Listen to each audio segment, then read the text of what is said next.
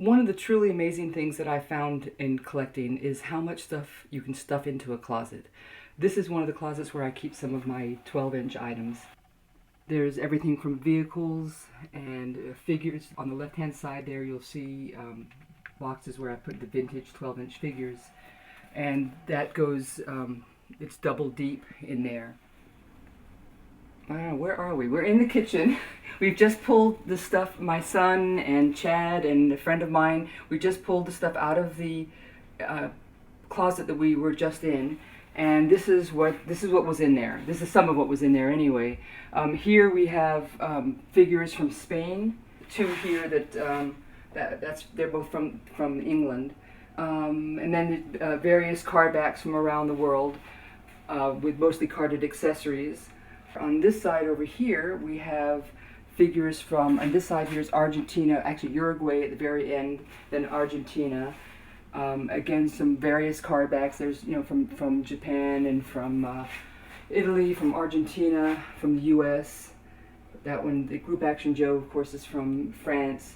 Here, one of the neat things about the international figures, there's an awful lot of overlap of uniforms from one country to another, as well as that a lot of them have their exclusive uniforms. One of the overlap uniforms that occurred in many of the different nations was the British soldier. So, for instance, that's the British soldier uniform on a Japanese figure. There's one on an English figure. There's a U.S. figure on an Australian figure, on a French figure. And each of the British uniforms, while basically the same, they have a lot of differences among them. It's really kind of a neat variation hunt to look for. Over here, we have just some more items that we pulled out of the closet.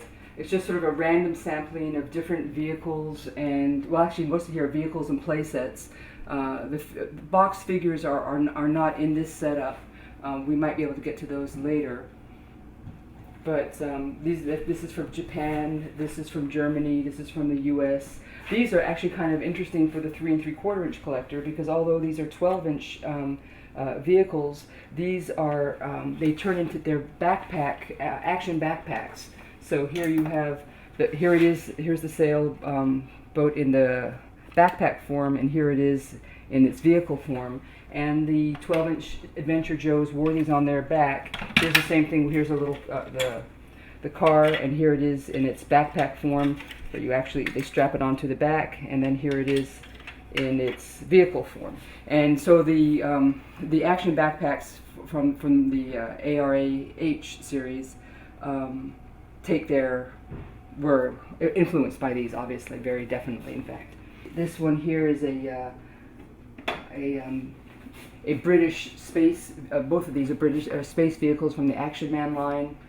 And over here, of course, we have the iconic basic yellow helicopter. And what I did was I put the new club version of it that just came out very recently next to it, just for the fun of it, because I like to see them both together, and also the ATV as well. This is a $6 million man vehicle. The mold for this vehicle was reused by Palatoy. Can you pan on that one there? And using the exact same mold. And then it was also reused, but with pretty much the same colors in Mexico. Aventureros de Acción, Action Adventures, which is the G.I.JOE brand in Mexico. It was the first Hombres de Acción, and then it changed to I don't speak Spanish well enough. Anyway, Action Adventures in Spanish. Here we have Mexican figures.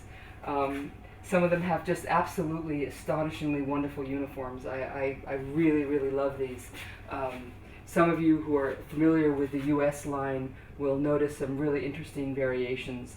This soccer player, of course, we didn't have soccer players in the US line, but Mexico put out several different soccer players because they were hosting the World Cup at that time. This is an Action Man Gargon monster. In the US, under G.I. Joe, it was released for Super Joe, for the 7-inch figures, and it was called Terron. But over in England, Palatoy decided to release it for its 12-inch line to give them some more enemies to fight. This Stratos vehicle, this was released both in Britain and in France. Palitoy joined up with Miro Meccano in France to distribute Action Man figures and vehicles.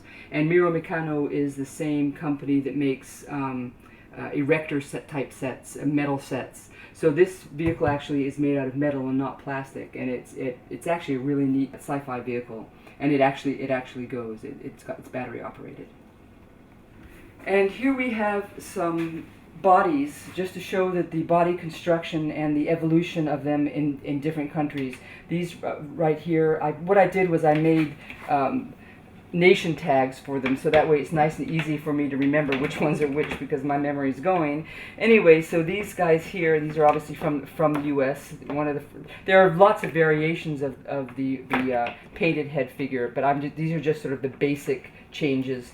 And then here you have ones from Canada, which are very, very much the same as the U.S. one. Mainly the imprint on the back says Canada. These are from the U.K., the painted head, then the fuzz head, and then their new style body. And then this is France. Actually looks like France and Italy. This one here was used in France, Italy, and Germany. This is from Argentina. These are both from Brazil.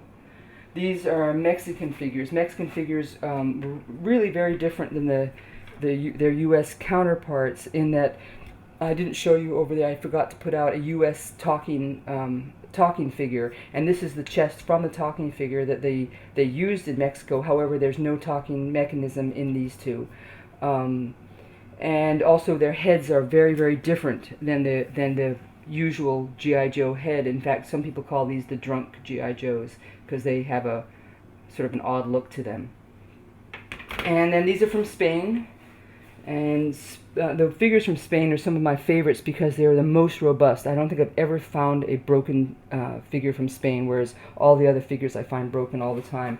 Actually, that's not true. The Japanese ones are also very robust. This is the true new G.I. Joe. This is the one from the 70s, whereas this is also a new G.I. Joe. This is a Combat Joe, and this is so this is really, this I really consider modern. This I consider vintage.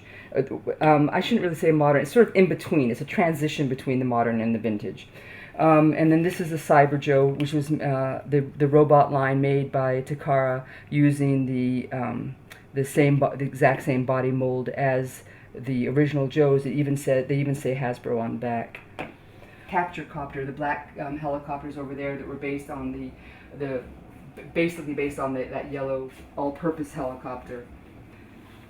This costume Godzilla here is one of my favorite pieces. It was actually the first 12-inch Joe piece that I ever bought, actually long before I even considered doing a book on G.I. Joe. The reason I bought it was because I also collect Godzilla items, and it's a wonderful, wonderful soft rubber Godzilla suit that fits over a 12-inch Joe. It's later than most of the items you see here in this kitchen. Almost everything else, in fact, everything else is from the 60s and the 70s. This actually came out in the very early 80s, and it is not a true vintage G.I. Joe in the normal sense. It's not a new G.I. Joe. It is a Combat Joe, which is sort of an interim transition figure between the vintage figures and the modern figures. I have been dealing with 3 3/4-inch Joes for the past couple of years, and I haven't really gotten these out, and I've forgotten a lot. I need to go back and refresh my memory. These right here are from Italy. I thought I had my Australian guys out here too. This one's from Belgium. Again, more items from around the world. Here on this table are in Europe, and only in Europe, G.I. Joe got into the Wild West. A sheriff figure, and here's an Indian, and where are some others? Well, I really didn't get all of them out. I wonder where I put the other ones. Also I said just Europe. That's not true. Argentina also had cowboys. There's the Argentina cowboy figure. And he comes with 2 or 3 different plaid shirts, so you can get variations on that cowboy. Oh, and then this is the training tower. And the training tower is sort of, again, in one of those iconic pieces that all you gotta do is see it and you know 12-inch G.I. Joes. This was very, very sturdy, very well made, really nice concept. It had a winch that you could pull out and then attach to another area in your living room or whatever, and have your Joes hang from it and have them climb up it. And some people would buy more than one and actually put rope from one to another. It's just a really, really cool vehicle. I mean, vehicle playset. I really, really like it. And I guess over here, this is the Sea Sled. This is the original Sea Sled. It's actually the first vehicle made by G.I. Joe that wasn't specifically military. I believe it came out in 1967, and the designer mentioned in one of the videos that I watched that he designed it based on something he saw in a James Bond movie. And so really this vehicle really marks the moment when G.I. Joe went from a purely military line into fantasy. And of course that fantasy went first to outer space, and different kinds of adventures, went into back in time, into the cowboys and Indians. It went kind of everywhere, which is in my opinion, one of the really nice things about G.I. Joe, is it really, really embraces so much of life's experiences, and it lets the child really use their imagination and go wherever it is that they want to go.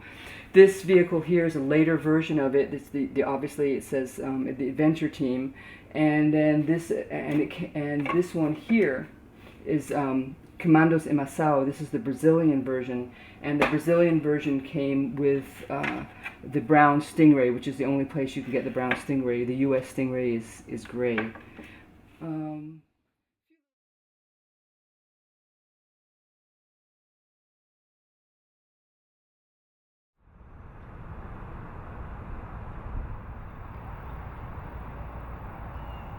I'm going to attempt to repair this head. It's a common problem in the figures from the 1970s, both the US and the British versions, well actually all around the world, that the heads come off. And they're put together with a rubber joint that disintegrates over time, and they just pop off. The first thing that needs to be done is you need to pull out the center stem from the head. You can generally pry it with a small screwdriver.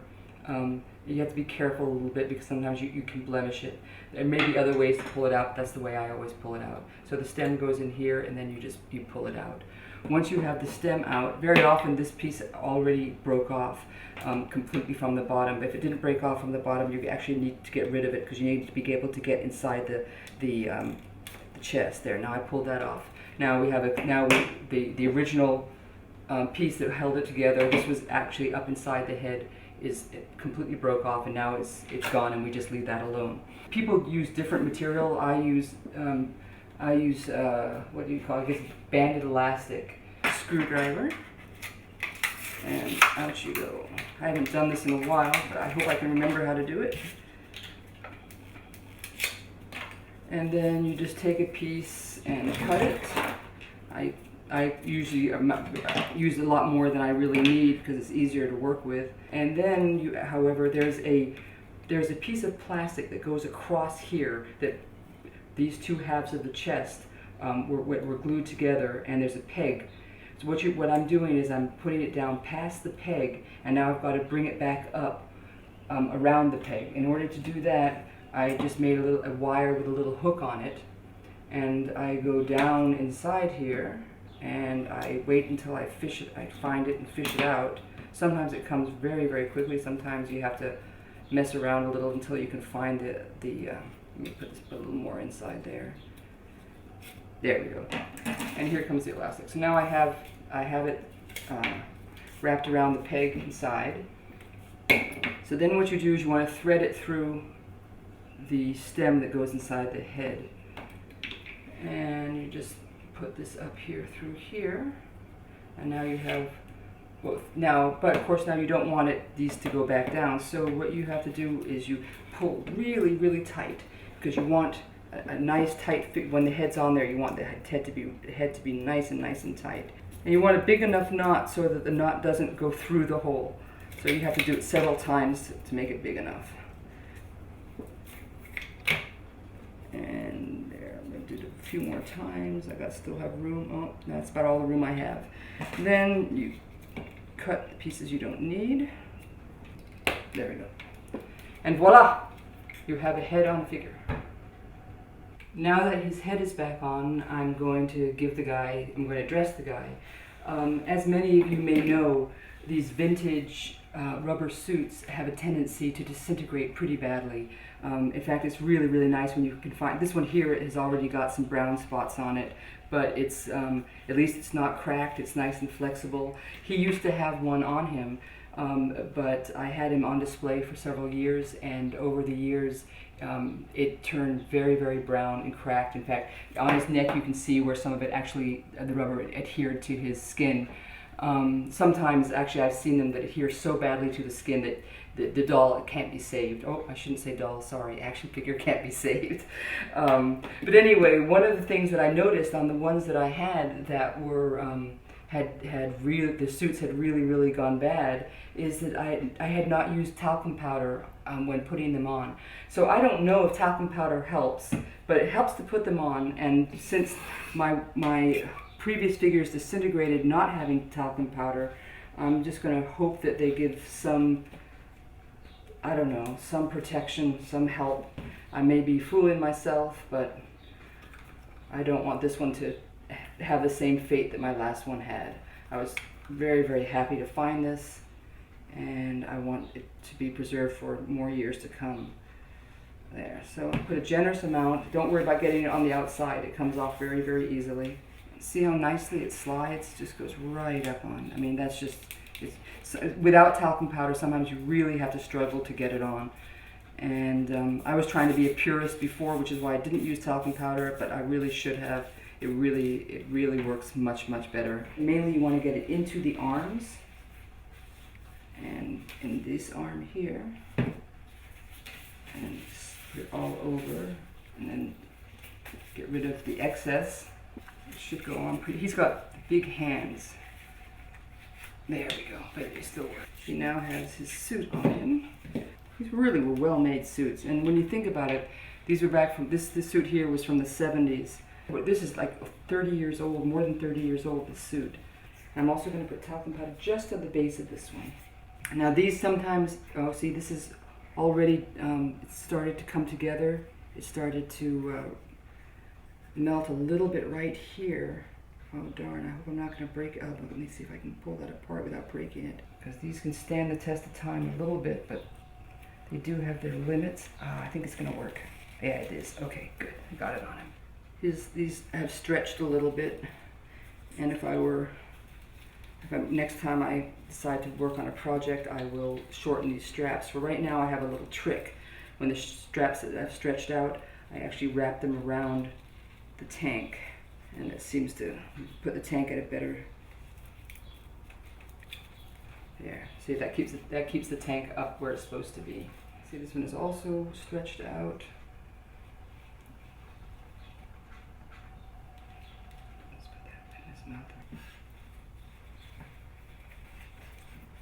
Okay, now I put his flipper back on. This is depth gauge. There we go. Now he's ready to be put. Almost ready. You have to have a lot of patience with these guys. They're a lot of fun, but you do need a lot of patience, especially because you always have to be so careful that you're preserving these items and not destroying them. Unfortunately, I have to admit that I have received some items that I've accidentally destroyed, and it just killed me because it's like, no. Somebody went to so much trouble to preserve these for so long, and then it gets in my arms and I make a mistake and I hurt them. Briefly, just give you a look at what's here. On this side here, you have the new G.I. Joe, which are G.I. Joes that were from the 70s, and they were made by Takara in Japan. Later on, Joes, I put these in the wrong order, these should have been here. These are later Joes, these are from the early 80s, There's a combination here of Combat Joe and also Action Man, made for the Japanese market. A very different Action Man than made for the UK market. This particular figure here is the figure that goes in the Godzilla suit. He's one of my favorites. Then what Takara did was, after they did the military line for a while, and they did some sports figures like the boxer and the baseball player, the karate guy with, I love the special, I can't remember the name of them, they've got a special name, those shoes. Then they went to a more of a sci-fi line, and they made so the same figure, the same Hasbro bodies, but with the special Takara Japanese head. And they had all sorts, based on sci-fi TV series of the time. Also, another note, the Japanese head is very, very different. It's sort of more an anime head than the US one, and there are two distinct ones. This is the Joe head, and then this is the bad guy head that you'll find in the German uniforms. The Joe head also came flocked or not flocked. Here are the more of the cyborg line, with some of their outfits on them, and these are they in their robotic form. And their arms came off, and they had you could take their arms off and put on special attachments. They also made, besides the adult cyborg figure, they also made a boy cyborg figure. And then Denny's Fisher, a company in Britain, later on got the license to use the boy mold with a smaller head. They turned it into an adult, and they had their own line of adult small figures. And then also the cyborgs also had animals that were robotic, and then they had outfits. This one here is a dog. I got that one because it looks like a wolf, the Snake Eyes wolf, and I thought that was kind of neat. But they all sorts of different. They could turn into all sorts of different animals based on the costume they have on them. Okay, these are from here on out. These are all Action Man from the UK, and I'm sorry I didn't dust them as well as I should have. The Action Man, as you know, ran for a long time, from 1966 to 1984, and so you get everything from the early painted heads, just like very, very similar to the US ones, all the way through the more adventurer ones, and into the, let me see if I can find, these are the later ones, with the eagle eyes. And see, is there anything special to point out? I guess this is the early judo guy, and then this is the later, I guess he's actually karate. I think that one's judo, that one's karate. Of course you have the cricket, and the three different jackets for the early mountain adventurer. And the UN figure, the Africa Corps figure, the SAS figures. Some of the SAS figures are really, really awesome. And when you put them all together, they make a really nice band. Here are some more figures. I think all the ones on the island here are also from the UK. I didn't have enough room to put them on the counters over here. There's a variety from different eras. The Red Devil. This is the late. That's okay. I guess that's also. I have that one's in eagle eyes. Let's see if there's anything particular note. Mountain and Arctic, which was remade into the Action Force line. Of course, they also had the Indians. So they also had the U.S. cavalry, and I can't remember his names. Why did I just Rom? That's right, Rom. In the U.S., Rom was released by Kenner and was not at all part of the G.I. Joe line. However, when it was released in the UK, it was released under the Action Man banner. And then here we have, oh, I know, I just wanted to point this out. Again, here's another example of the rubber that really, really can deteriorate with time. When I put this figure together about 5 or 6 years ago, this was an absolutely gorgeous brand new blue rubber sea vest. And it has not been in the elements, it has not been in heat, it hasn't been in the sun, and yet it's deteriorated badly. You've got to be careful of your rubber, of the rubber that you buy, because even if you buy it in pristine condition, it can deteriorate fast. And I still don't know what the perfect solution is to keep them good. Some of mine are just in absolutely brilliant shape, and others deteriorate like that as far as I know, we're in the exact same condition. And what I did was I built each case to resemble, or to at least I was inspired by the 3 3/4 inch Action Man card back. And so what I did was I found the 12-inch. These are obviously the 3 3/4 inch ones that you see here. And when Palatoy started their Action Force line, the very first year that they made the figures, what they did was essentially they took the 12-inch figures and just miniaturized them. And so they really stuck very closely to the feel and the style of the older 12-inch Joes and Action Man. So that's what I wanted to demonstrate. I wanted to demonstrate that one-to-one correspondence, which is just so obvious and so exciting for me when I discovered it. And on this side here, you have these are actual outfits. Well, this one here is a little bit of a put together. This vest here was never really an Action Man vest. This was a G.I. Joe vest that I happened to put on that Red Devil figure. And over here, some of these are actual figures. These are the way they actually were marketed, and these I sort of fudged a little bit. Well, that one's real. This is a figure from France. And what I did was I took actual. This one is also real. That one's well, actually most of them are, but these two are not. By not real, what I mean is the outfits are genuine vintage, but what I did was I put different pieces together from different outfits to sort of try to, as close as possible, well, not really, but resemble the Red Shadow and Baron. This is also the SAS parachute figure, but in general, this was just sort of a fun way to show that the 3 3/4 inch figures that were inspired by the 12-inch figures.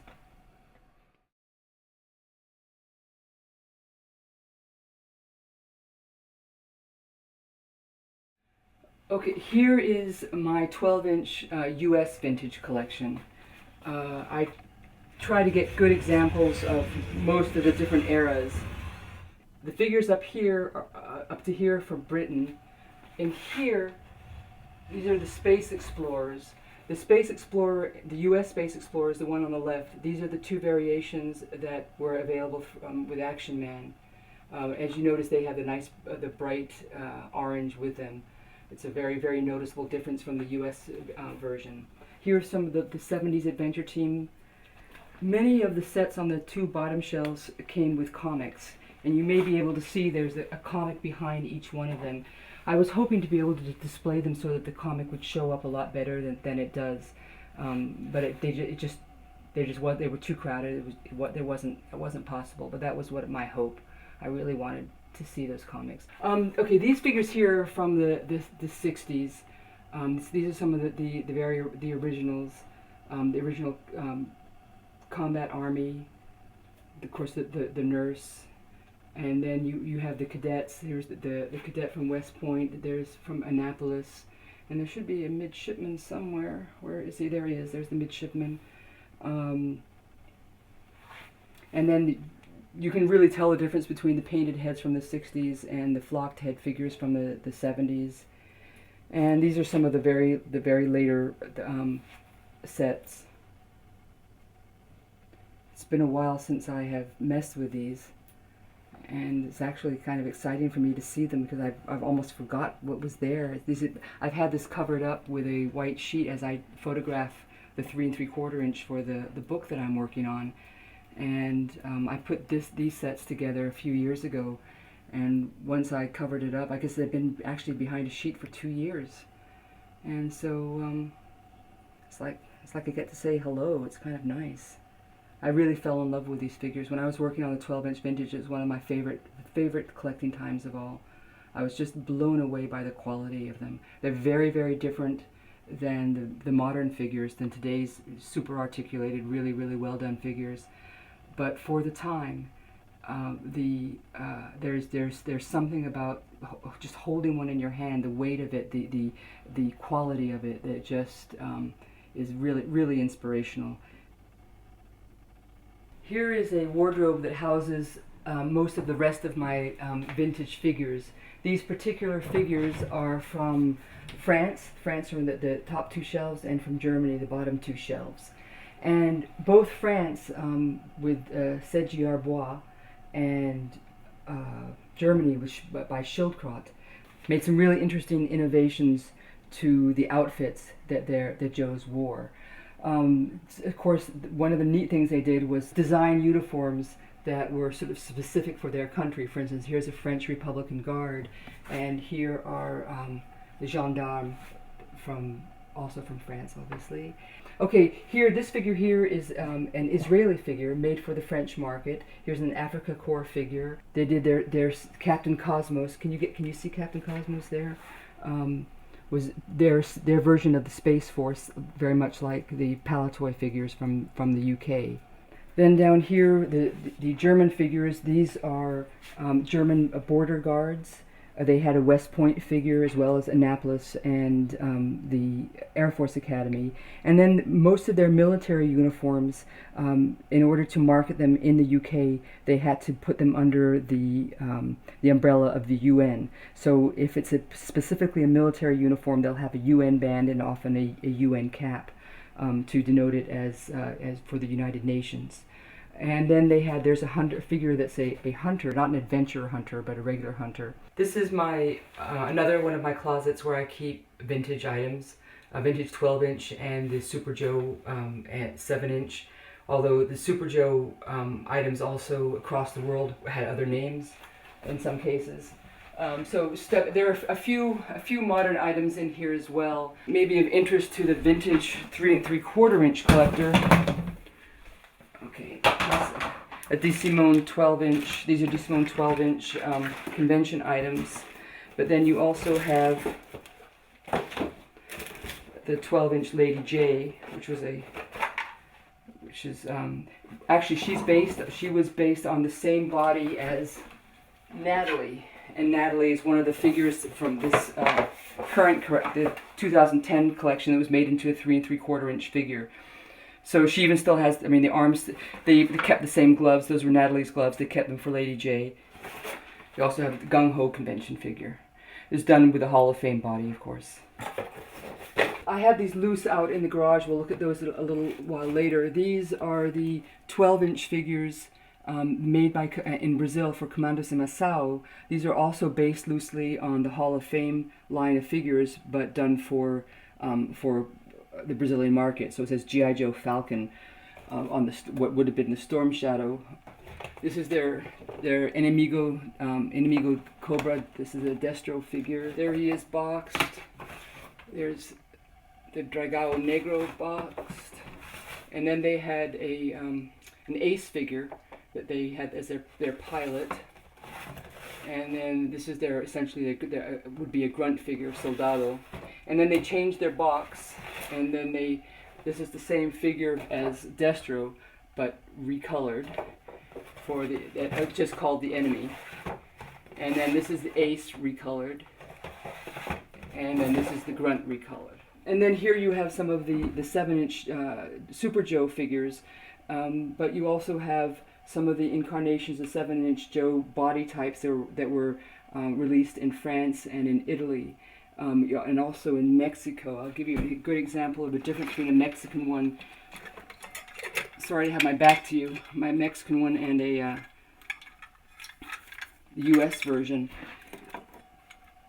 You see the color difference. It's not just the color difference, however. One of the most remarkable things about the Mexican line of these figures is that all of the U.S. ones, the hands, and the European ones as well, the hands were made out of a soft rubber that I guess every last one that I've seen has disintegrated. Even the ones in the package have already disintegrated. But all the ones that I found in Mexico still have intact hands. Why? Because they use plastic instead of rubber. And then you have, okay, this is Tescuda Joe. This is again, it's sort of like the Combat Joe, in between vintage and modern, mid 80s. And then these are more items from the Super Joe line. In England, they were sold under the title Commander Power rather than Super Joe. And then here's one from Mexico. and that's how they were sold by Lily Letty under I guess century 30 is 3000, 3X's, I don't know. It's just a play set for Commander Masao, and in here these are more Combat Joe items from Japan. Oh, this is stuff from Mexico. Aventurero de Acción instead of G.I. Joe on the rubber raft, and on many of the other pieces that go with them, of course. Another item is the Godzilla costume Joe.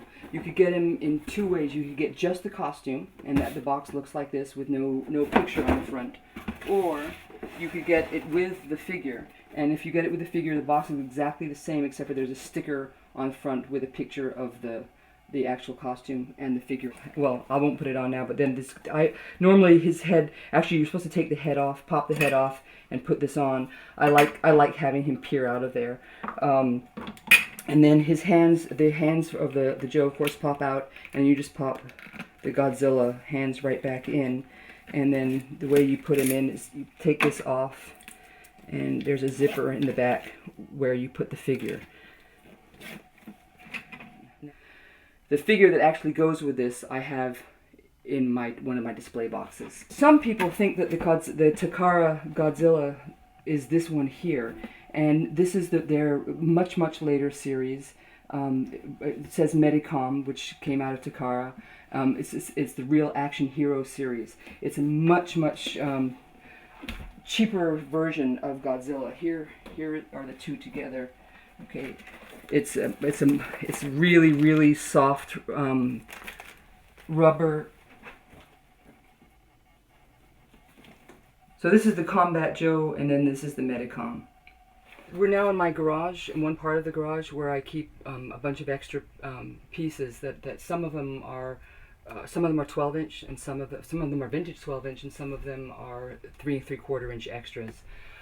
So as you come down here, you can see here's the Devil of the Deep, Abominable Snowman, other vintage items. I'm not going to bother taking these out. These, on this side, these are all 12-inch boxed items from different countries. This says UK, some Australia, UK, this is Japan, US, Argentina.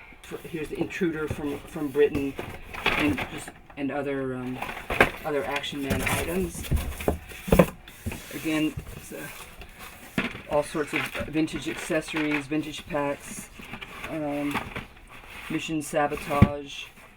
Oh, actually, that says Patrouille. That should be in the French one. I don't know why it's here. Well, it's made. Okay, here's another one. Mountain Rescue. And here you have Space Guys. Again, just a variety of different sets from vintage Japan, including Cyborg. This is an interesting thing. Schildkraut from Germany exported their figures to Canada under the name G.I. Joe, and there's some really nice pieces to pick up. Here are some other U.S. items. The Defenders is Hasbro's own knockoff line of itself. Here's Atomic Man. Here's an Eagle Eyes Man of Action. Be careful with that. I spent a long time looking for Argentina items. Some of them are really hard to find. This is the way the sets come from Argentina. You buy the figure separately, and then the sets like that. And it says Joe Super Temerario, which means Courageous Super Joe. So here's items from Spain. Here's the MP set. Here's an underwater set. Mountain climbing. There's Saboteur set. Down there's the set for jungle fighting. Try to be gentle with these. The medic set. The backpack helicopter. This is Italy. And in Italy, they have the same name as in Germany, which is Action Team, but there is actually, they actually have two names, Action Team G.I. Joe, whereas in Germany they only use the Action Team logo. And so here's the Canadian Mounted Police, here's the Indian, here's the Mountain and Arctic, and they had several different ways of marketing their figures. There was this version, and then there was the box version, like this, that opens up. And well, in this case, it's just the helicopter, but very often it's a whole outfit. So this is France. And this is not as full as I thought it was, which means I have extra room to put things. So they went by the name Group Action Joe, and they even put it on their Group Action Joe on there, for instance, on this backpack. Here's this, if you can look in here so I don't have to pick it up, here's the space set. And then here is, that's the, oh, I can't remember the name. It's the pilot set with the parachute. And here is a, this is the, oh, it's the motorcycle set. There's just a bunch of them. Okay, this is another Indian one. Just some more sets from Argentina, very much like the ones we saw earlier. And this is more Argentina. I worked hard finding these Argentina sets. I was on the internet on Mercado Libre looking for Argent 7 and other Argentina pieces of vehicles, and every time I came across one of these, I'd get them because they were pretty rare. This is Italy again. So here's one of those boxes. I probably may open it up. You see, there's the entire set inside the box. And also, I know I forgot to mention, one of the cool things about these box sets is they had a comic, a cartoon comic with each one of them, and they told a little story of the adventure, so they gave kids some sort of a basis from which to build a storyline if they wanted it.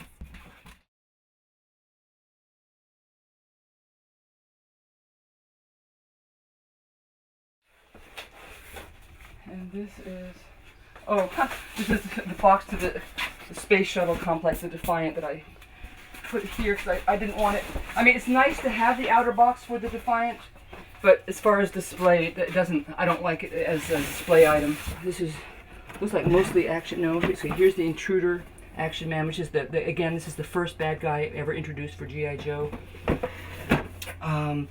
Some people might think that the German soldier was the first bad guy, but he wasn't. He was just a German soldier. He wasn't considered a bad guy per se. This is sort of like what the Ram might have been based on. It's one of the first motorcycles for G.I. Joe.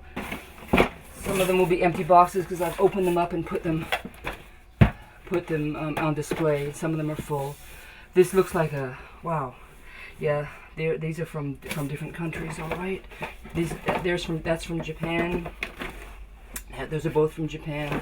This is from Toll Toys. This means it's from Australia. That's from Mexico. This is also from this box. No, this is from Italy. This box is from Mexico. That's from Mexico. That's from France. And notice they gave names to some of their figures. Like this is Hard Rock. This is from Germany.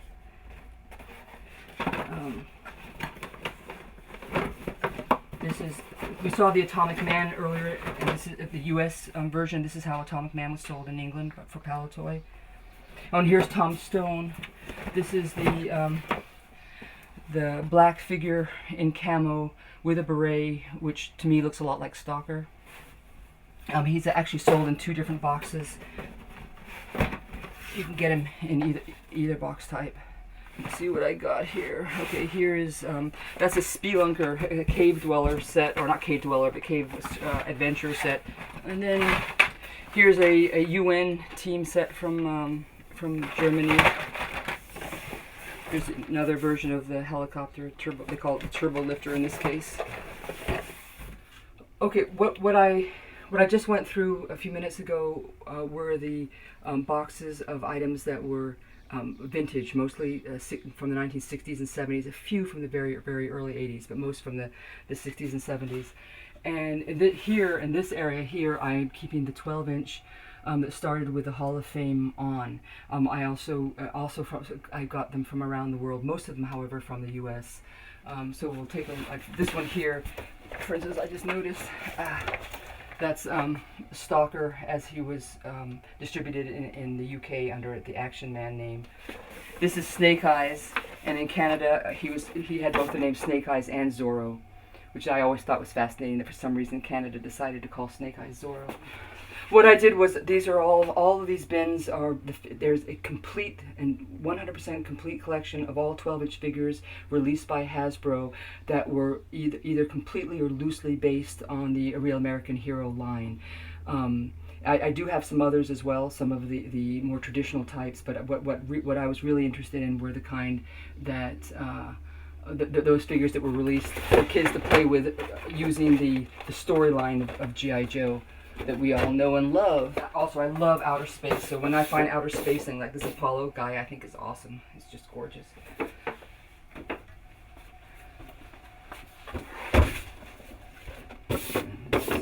Of course, monsters too. I love monsters.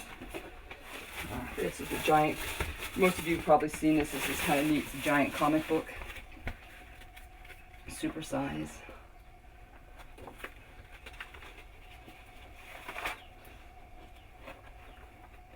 Okay, these are Action Man figures. See, this is the Ace as it was released to Action Man. They actually had some really, really nice figures. Yes, here we have, rock and roll, the regular shirt, the green shirt.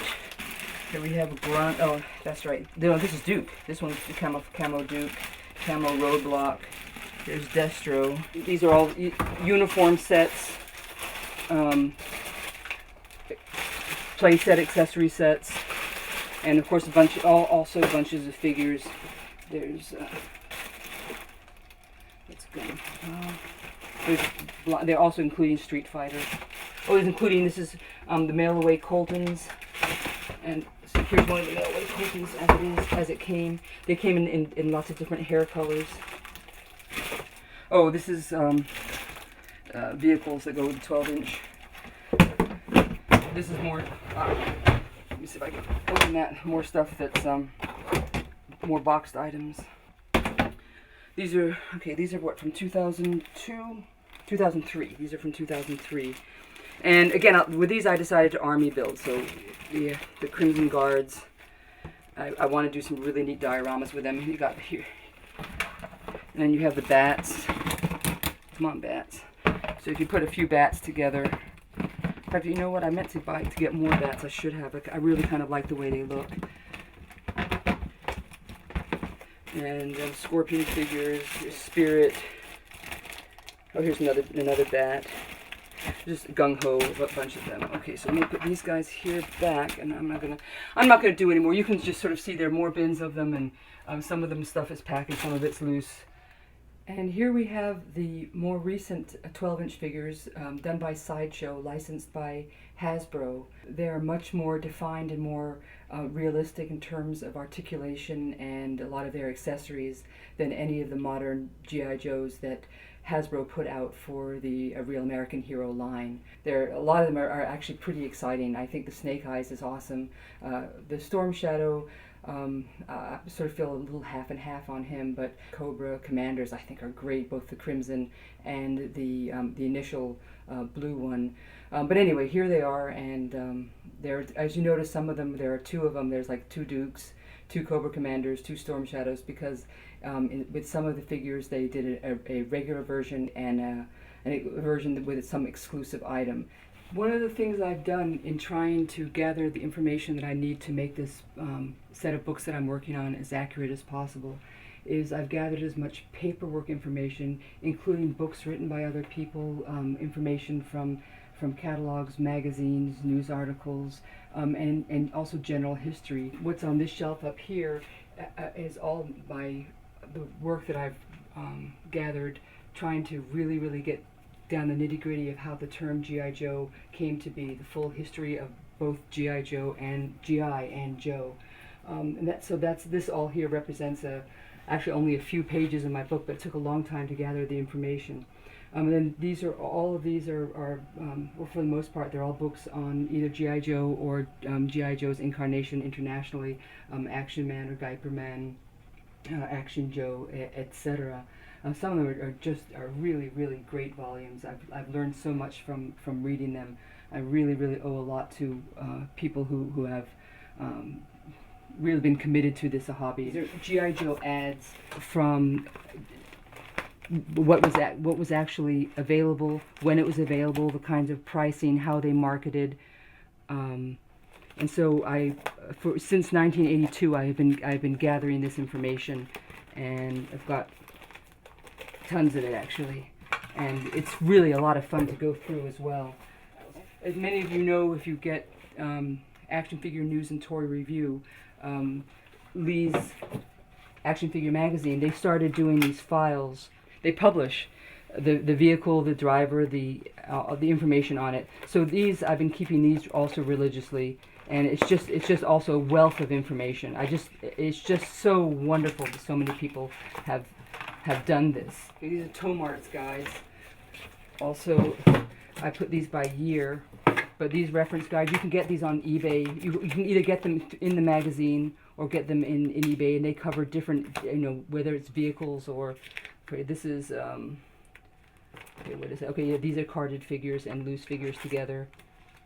Again, there's just so much information out there. A friend of mine from Spain made this for me. It was just a really, really wonderful guy. And what he did was, his name is Manu, and he just put together all of the file cards from Spain, so that I had them and I had the information. That would also really, really, really helped. That's another nice thing in doing this book. I have made so many wonderful friends all over the world. So many people have just been so unbelievably helpful and open and sharing.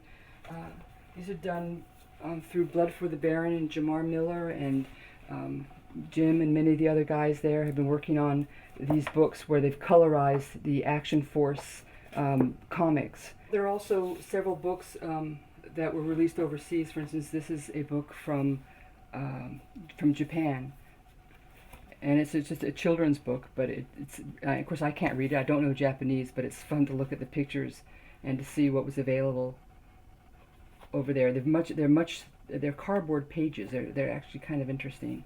And then here is one from, I believe, from Israel, also a children's book.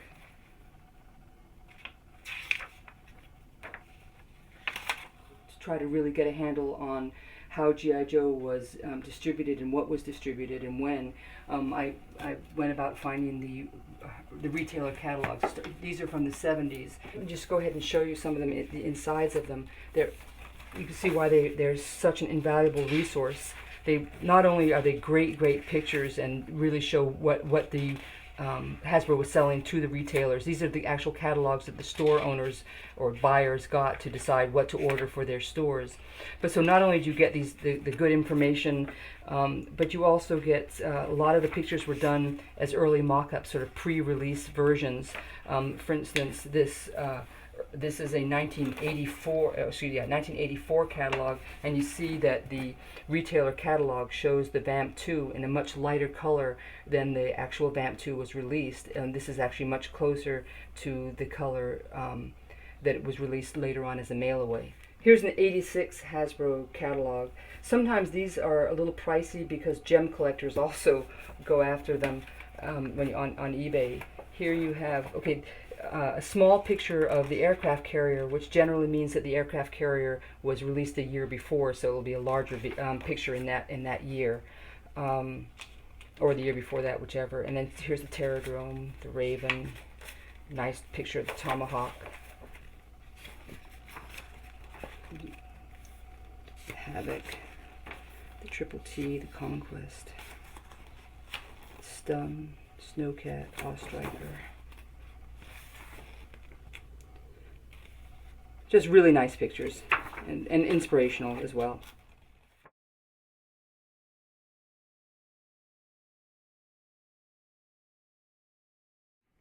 Okay, here is some more stuff from my, what I call my media collection, which includes books, videotapes, DVDs, anything like that. Here you have, there's the books from G.I. Joe, A Real American Hero. These are from Action Man. They came in both softback and hardback. Here are some Action Man small books, Suicide Saboteurs, Action Man versus the Master Spy, Race for the Moon. They had several little books like that. They had these skinny ones as well, different series. Mission Sabotage, Action Man, The Flying Saucer, Desert Duel. And then Action Force had their own series of books. Return of the Dinosaurs, Tomb of the Gods, Action Force Goes West, etc.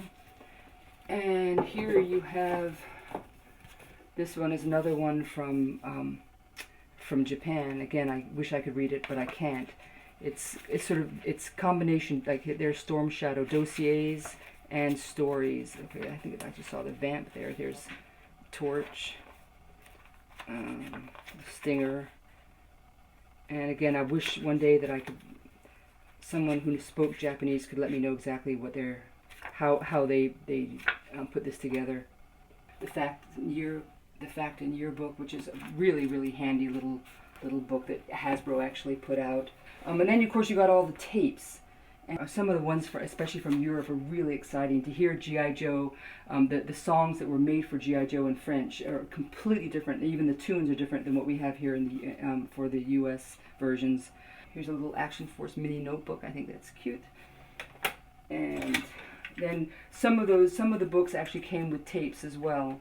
Here's Flint's Holiday, which is one of the ones we saw here. Here's Flint's Holiday. So here's the tape that goes with it. Here's one of the French ones I was telling you about, G.I. Joe, quatre chansons, 4 songs. And some of the songs are just awesome. I love, I would used to just put them in my car and listen to them. G.I. Joe records. Oh man, we can't forget those. This is also from France, but I got it because it has the G.I. Joe song on it. This is another one from France also with the G.I. Joe song. Okay, there were a lot of G.I. Joe songs on the French children's albums. These are from Action Team, which is similar to Adventure Team or Action Man in Britain, and they in the 1970s, rather than just have anonymous figures that were all called G.I. Joe or all called Action Man, they actually gave personalities to some of their figures and gave them names and actual stories that went along. So this is one of them. He's Bob Power, and Bob Power was sort of like the commander figure. And then here's G.I. Joe, The Battle of the Bulge. This is G.I. Joe, Songs of World War II, which doesn't really have anything to do with the toy line. And this is a guy named Joe. This is, again, just part of my history research to try to find out when they started using the word Joe to refer to soldiers. G.I. Joe, A Real American Hero. Yeah, that's 4 action adventures. Castle of Doomed.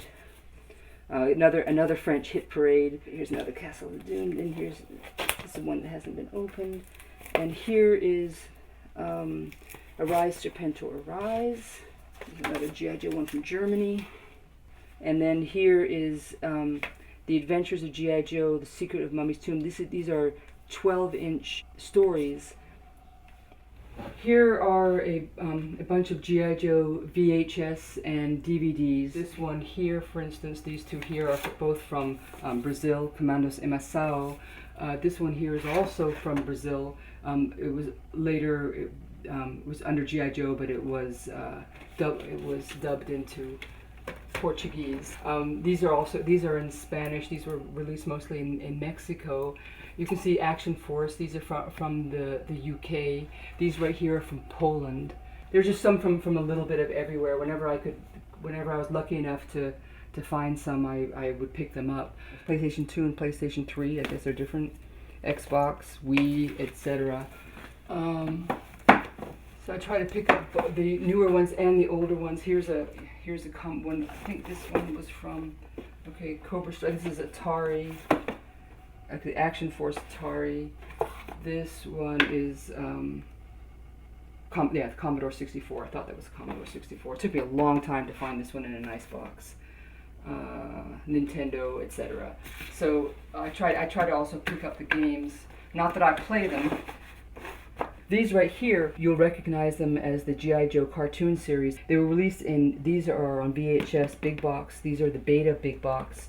They were also released in the same sequence in smaller box version. They were also released in a gray box version. The gray box version was sold like in boxes like that. There's so many G.I. Joe DVDs available now that luckily anybody who wants to watch these cartoons can watch them. That's one of the wonderful things about some of the new technologies that have come out and what they've done with the DVDs, because it used to be that watching some of these cartoons really took some ingenuity. There were a lot of people who bootlegged them, and I must admit I was one of the people who used to buy the bootleg DVDs. Sometimes just because I mean I don't actually think I watched these, but I was really fascinated by the artwork that and the intricate work that a lot of the people put into making them.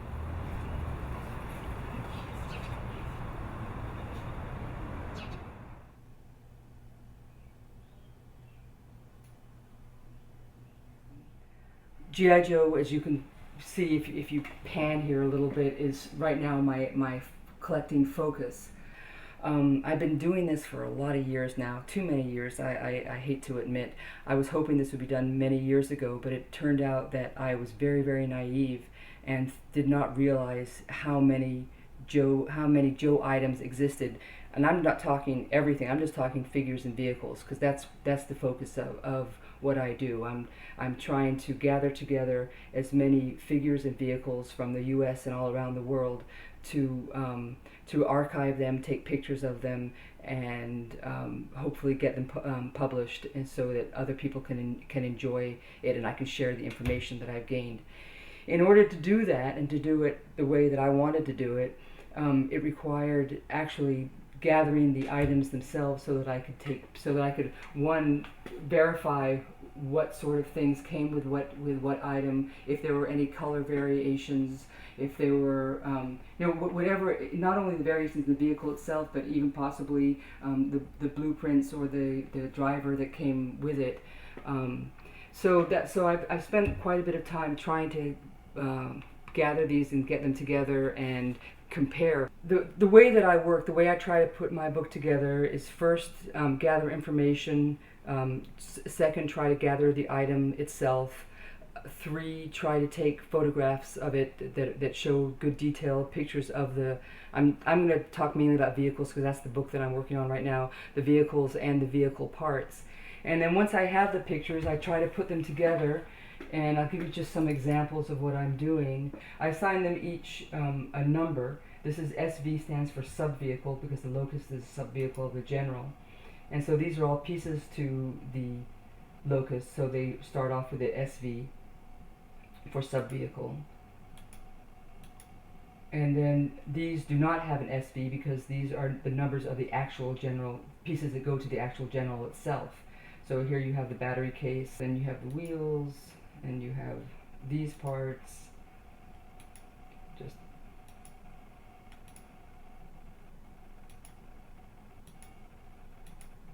and back to there. And then a list that goes with those numbers, so that for each number there's a corresponding name to each part. So that the way that I got the name for the part generally was either from the blueprints or from the box itself.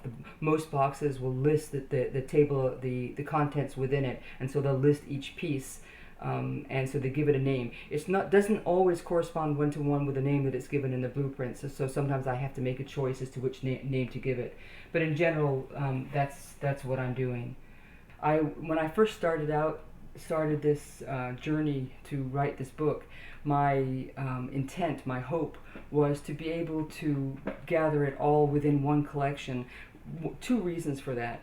Well, maybe more than 2 reasons, but the main reason was so that I could verify for myself what the variations and what the source material really was, and also in that same one to to be able to answer any questions. If my book were published and somebody had a question about a specific item, a specific vehicle, they could actually email me and I would have it in hand and be able to answer questions. If I didn't have it in hand, it would be a lot more difficult. The second main reason was I was hoping, and again this is really naive, but I was hoping that that it would be something sort of inspirational, that yes, it could be done. A person could gather together G.I. Joe vehicles from across the world from 1982 to current, well actually no, to 2029. That's as far as I'm going. I'm doing 3 decades, all of the 80s, all of the 90s, and all of the aughts.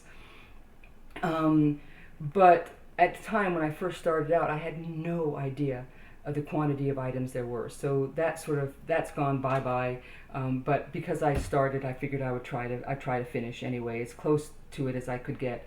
I now know that will always be a pipe dream. I never really will be able to complete it, but that's okay. I've made my peace with that, and actually I kind of enjoy the idea. It took a lot of pressure off me once I finally once I finally realized that I just couldn't do it. One person can't do it. That's one of the nice things about the G.I. Joe community itself.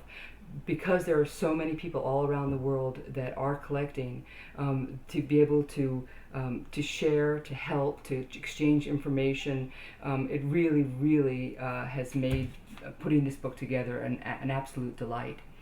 Here we have a Nilco vamp. Nilco was a company that released G.I. Joe vehicles in Egypt, the vehicles and figures.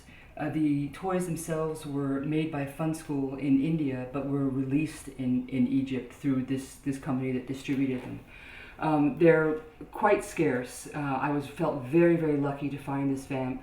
I only got it recently. I bought it sealed, and I opened it up because I was very curious as to what variation vamp it might be. Vamp variations, I mean all vehicle variations are exciting to me, but vamp variations are sort of a specialty. I love them. I don't know why. It's just, I guess because there are so many of them, it's a lot of fun. When you first look at it, you notice a difference, quite a bit of difference from the US version. The color green is different, the color gray here is different, and definitely the accessories or the pieces that go to it are also a completely different shade. Here is a Fun School vamp. It's not in very good condition. It's in fact I got this directly from a person who was in their personal collection in India. I mean, they played with it as a child, and as you can see, they put decals on it that don't actually belong to it. But it is the same coloring, the same gray as the Nilco one, and the pieces that well, let me go ahead and open this so we can see the pieces themselves. That's the US green. This is the one of the early Fun School greens, and this is a later Fun School green. The reason why I got both of these out is because also there's also a variation here, and that this actually I should go this way. This one, and this one, and this one. They put, for some reason, I'm not quite sure why, they added rivets to the vamp vehicle later on in the release. And one of the reasons you can tell this one is a later version than this is because early Fun School vehicles, for the most part, had the more transparent decals. You could sort of see through parts of them. Here we go, like this kind of decal sheet. Whereas the later ones had a paper opaque decals. Okay, so to put this together and to finally have, I'm going to call this my Fun School / Nilco vamp because this coloring was released in both countries.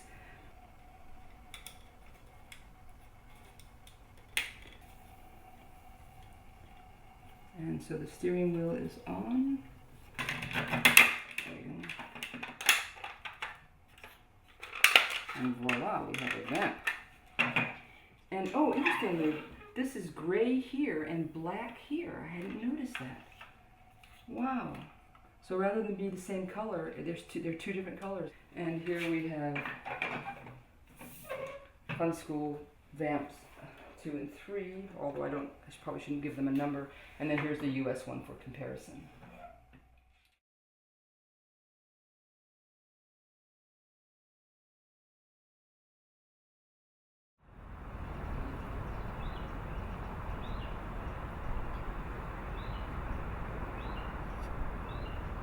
I have bins full of what I call my archive vehicles. They're vehicles that I'm using for to photograph for the book, and I try to keep them as pristine as possible. It doesn't always work. Sometimes even the best of care, I seem to end up breaking some or bending some antenna or whatever. But anyway, for the most part, they've lasted pretty well.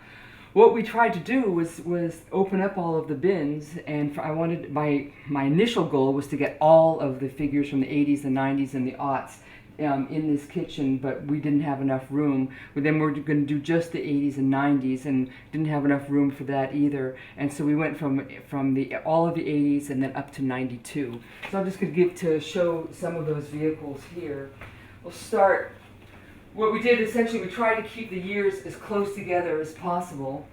Over here you have 82, and as with the vamp actually was available in 82 and in 83. I only put one of them there because the only difference with that vamp was whether or not it came with a straight arm figure or the clutch or a swivel arm clutch. The other two vamps next to it were actually released quite a bit later. They were mail-in vamps, or they might have come with the Vamp HAL 2-pack. And they have a different mold. They have a shovel on the hood, and they have there's two of them different. They have two different dashboards. But so that's why one of the things you'll notice as you go through here, what I did was when there was a mail away, I just, for the purpose of this setup, I put the mail away one with the original one that came out. The Sky Strikers are from 83. There are two different ones. They remolded it. They fixed the mold up and to produce some more, and they went ahead and put the grill on it. And then you have the two Dragonflies. The difference with the two Dragonflies, I'm not going to show all the differences because, oh, what happened to poor Wild Bill? The first one actually, was it the first one? I think, yes, the first one moved up and down, and then they remolded it, made it a little bit easier to produce, and just made it all in one piece where it doesn't move up and down. And then you have the Manta Rays where you have the light camo and you have the dark camo. 84s, we have the whales. There are actually 4 different whales with different body. Well, actually, there are 3 different body molds, but then one of the body molds came with 2 different doors, 2 different front landing doors for the launcher, actually launcher doors. And then this whale over here was released later. This is the mail away whale that it has a mold even more different than these. Just small differences, but still differences. Here you have the vamps. There are these two, the original color vamp that they have 2 dashboards with 2. The steering wheel fits in differently, and then this is the later mail away. You got, of course, got the Stingers. You got the 2 Rattlers. The Rattlers have different decals. The first one had actually many of the decals were black, and then they redid them. They did them in a white. It's still a very light white compared to some of the international decals. It looks faded, but that really is the way it originally came. Here we have some vehicles from 85, the 2 battle platforms. There's a light version and a dark version. That's really the only, for the US ones, that's the only variation I'm aware of. Then you have the mold difference in the Moray hydrofoil. And then you toss and cross, the arm, it has a variation. Then if you come over here, you have more 85s. There's the Mauler, the Ostriker, the Armadillo, 2 Ferrets. You have the original darker one, and then the lighter, later mail away. You have the 2 blue snake armors. One with the first one had no white in the decal, and the second release had white in the decal. This is the Sears exclusive SMS. And then you have the different small sets, the normal version and the mail-away version. For the most part, the mail-away version was darker than the original version. And in 86, you have the 2 variation Ravens. On the variation is in the lever underneath and how that works and how that's molded in. You have, the Terradrome. You've got 2 Havocs. You have a Havoc with a sort of almost a neon orange and a more muted orange. And then there are 3 Firebats. There's the original Firebat, which is a nice bright burgundy. You have the mail-away Firebat that came with a figure that is generally a sort of an in-between color really, and and then the bright orange fire bat. Some people say it's bright red. It looks a little more orange to me, but bright orange or red. Yeah, the two triple T's, the original, which is the gray, and the later mail away, which is the white one. The dreadnought pieces. The main variations there have to do with the three motorcycles. The machine gun that attaches to them have different colorations. A case can be made for the fact there really are two variations for the flag. The gray of the superstructure it had two distinct variations. One is sort of a bluish gray and the other is sort of a more whitish gray. And I have the other one, but there really wasn't enough room. I didn't bring it down. For 87, there's the MCC, and you got the two crossfires, the 49, the 27, Persuader, the Mamba. You have the two wolves. You have the regular version and then the mail-away version with the darker pieces that go with it. And you have Battle Force 2000. There may be some variations of the Battle Force 2000. I'm not aware of any. I should check into that. I actually don't remember researching that. Okay, and here we have the Defiance down there. The Defiance were from 1987. There are 4 variations to the Defiant that have to do with some minor mold changes on the actual shuttle, and as well as things like the cap that goes on the crank, and just a few other minor details. Over here, I think we have 88. Rolling Thunder, Tiger Force, the 2 different Phantoms. Again, it has to do with the lever underneath the variation. You have 2 different color Destro's Dot. No, not Destro's Dot. I just lost the name of that. Despoiler. Despoiler. Thank you. The Despoiler. It's sort of a brownish color versus a gold color. There are other colors too, but I believe most of those are international variations. And then, well, you can see the rest that's there: the Bug, the Warthog, the RPV. If anybody knows of any variations that you don't see here, if you could let me know, I'd sure appreciate it. I'm trying to get them all. And then also in '88 were some of the Night Force vehicles. The Night Force vehicles were actually some of them were released in '88 and others in '89. And so here you have the Night Boomer, the Night Ray, the Night Striker. Okay, here we have some of we have the vehicles from '89. There are 2 more Tiger Force vehicles here that that go with the other set, but those were in '88. These are '89. Then Python Patrol came out that year. Slaughter's Marauders. Some nice pieces. I love the Condor. I really like the Crusader and the Thunderclap. You've got the Hiss 2, the Avalanche, the Battlefield Robots. All 4 of them came out. 2 Cobra, 2 Joes. In '87, before we saw the Battle Force 2000, '89, another Battle Force 2000 vehicle came out. It doesn't work together with the set. Then we go to 1990. I believe here's 1990. You got the 2 generals. You have the general with the there's actually some nice variations here. Not only is the decals different in color, but the actual mold is different. Over here you have, for instance, the plastic that's raised, and here you have the plastic completely flat, so the actual mold is different. Of course, you have the 2 different hammerheads, the light and the dark, the hammer, the mobile battle bunker, and there are actually some nice vehicles in the 90s. And then, of course, some of my favorites, the Sky Patrol. So in 91, that's when things really started changing. Not in 90. 90, I think, still kept the flavor of the 80s.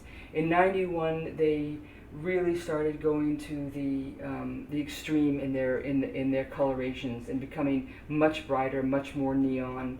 I think for some of the vehicles it's very unfortunate. Some of them they work. The Brawler, I think, is actually that works for me.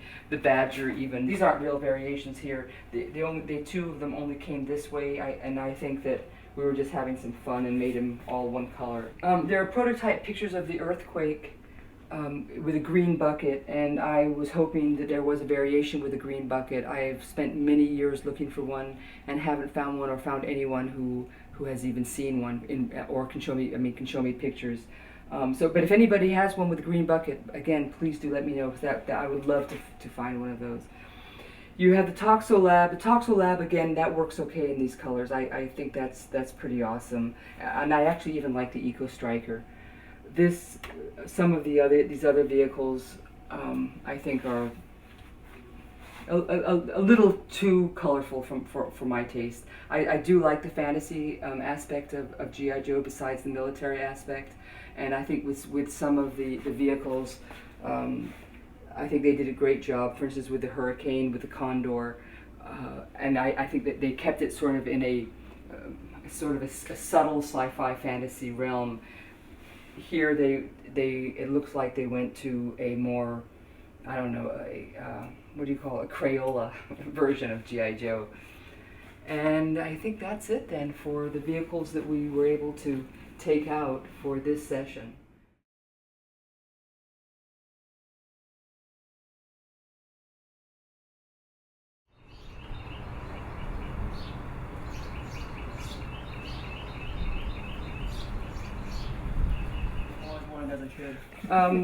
Okay, here is what used to be my living room, and now it is the room where I essentially put my boxes so that I can find what I need to find. They're pretty much in order. Over here you have the US, here's Canada, over there is Europe, the 3 different regions of Europe. There we have the UK Action Force, we have Argentina, over here is Mexico, down here is Fun School India, here's the overflow for Europe. What I do is I do a lot of comparison with packaging, example Sky Strikers, these are all full, so are these Moray hydrofoils. And it's really, it's kind of neat to see and to find out through the actual packaging where they were released and when they were released. And also, like for instance, the Moray hydrofoil, that's one of the sets that I really enjoy. One of my, and to find cool things like this, like the Street Fighter Moray hydrofoil, or over here, I was really excited to finally get a full set of Rattlers. Here's the US Rattler, the Canadian Rattler. This is the one from Belgium. This one here is from France. This right here is from Holland.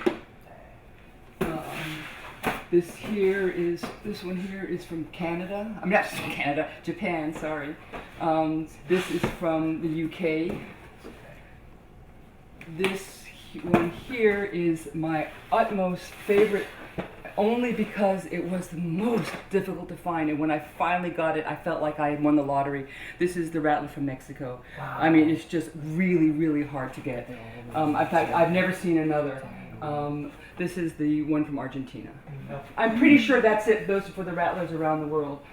But it's just, I don't know why. I don't know why I get such a thrill out of it, but I really enjoy finding all the different ones. I have been really lucky, and I now have every single solitary box vehicle from Brazil except for one. I haven't been able to find the Tiger Force helicopter yet, but I'm still looking. But the last one I got is in really bad box. I mean, it's just really a mess. It's the Avalanche, but as bad a box as this is, the thrill that I got when it arrived, because I had been looking for this for so many years, and to finally find it is just an awesome experience. On the right side, you see the Comandos Emaçao. Those are the boxes from Brazil. To the left are the Comandos Heroicos. Those are from Mexico. You'll see a lot of similarity in their boxes. Almost, they use the same typeface, etc. And sometimes it's easy to get them mixed up, but just remember one's Heroicos and the other's Emaçao. One of the first version vehicles from the early Palatoy, and this is the Panther and Stalker. And then later on in 1985, there was a transition from the Palatoy mythos to the U.S. mythos. And so it was in 1985, and they changed the logo from this Action Force. Well, they added this AF for Action Force, and they put those on, and they added the Cobra. So it was no longer the Red Shadows, it was Cobra. And that only lasted for a year. Actually, they were available in 85 and 86, but in 86 they were exact same ones that had been available in 85. And then they went to the U.S. mythos purely, and this exactly the same box is just redone for with the Action Force logo.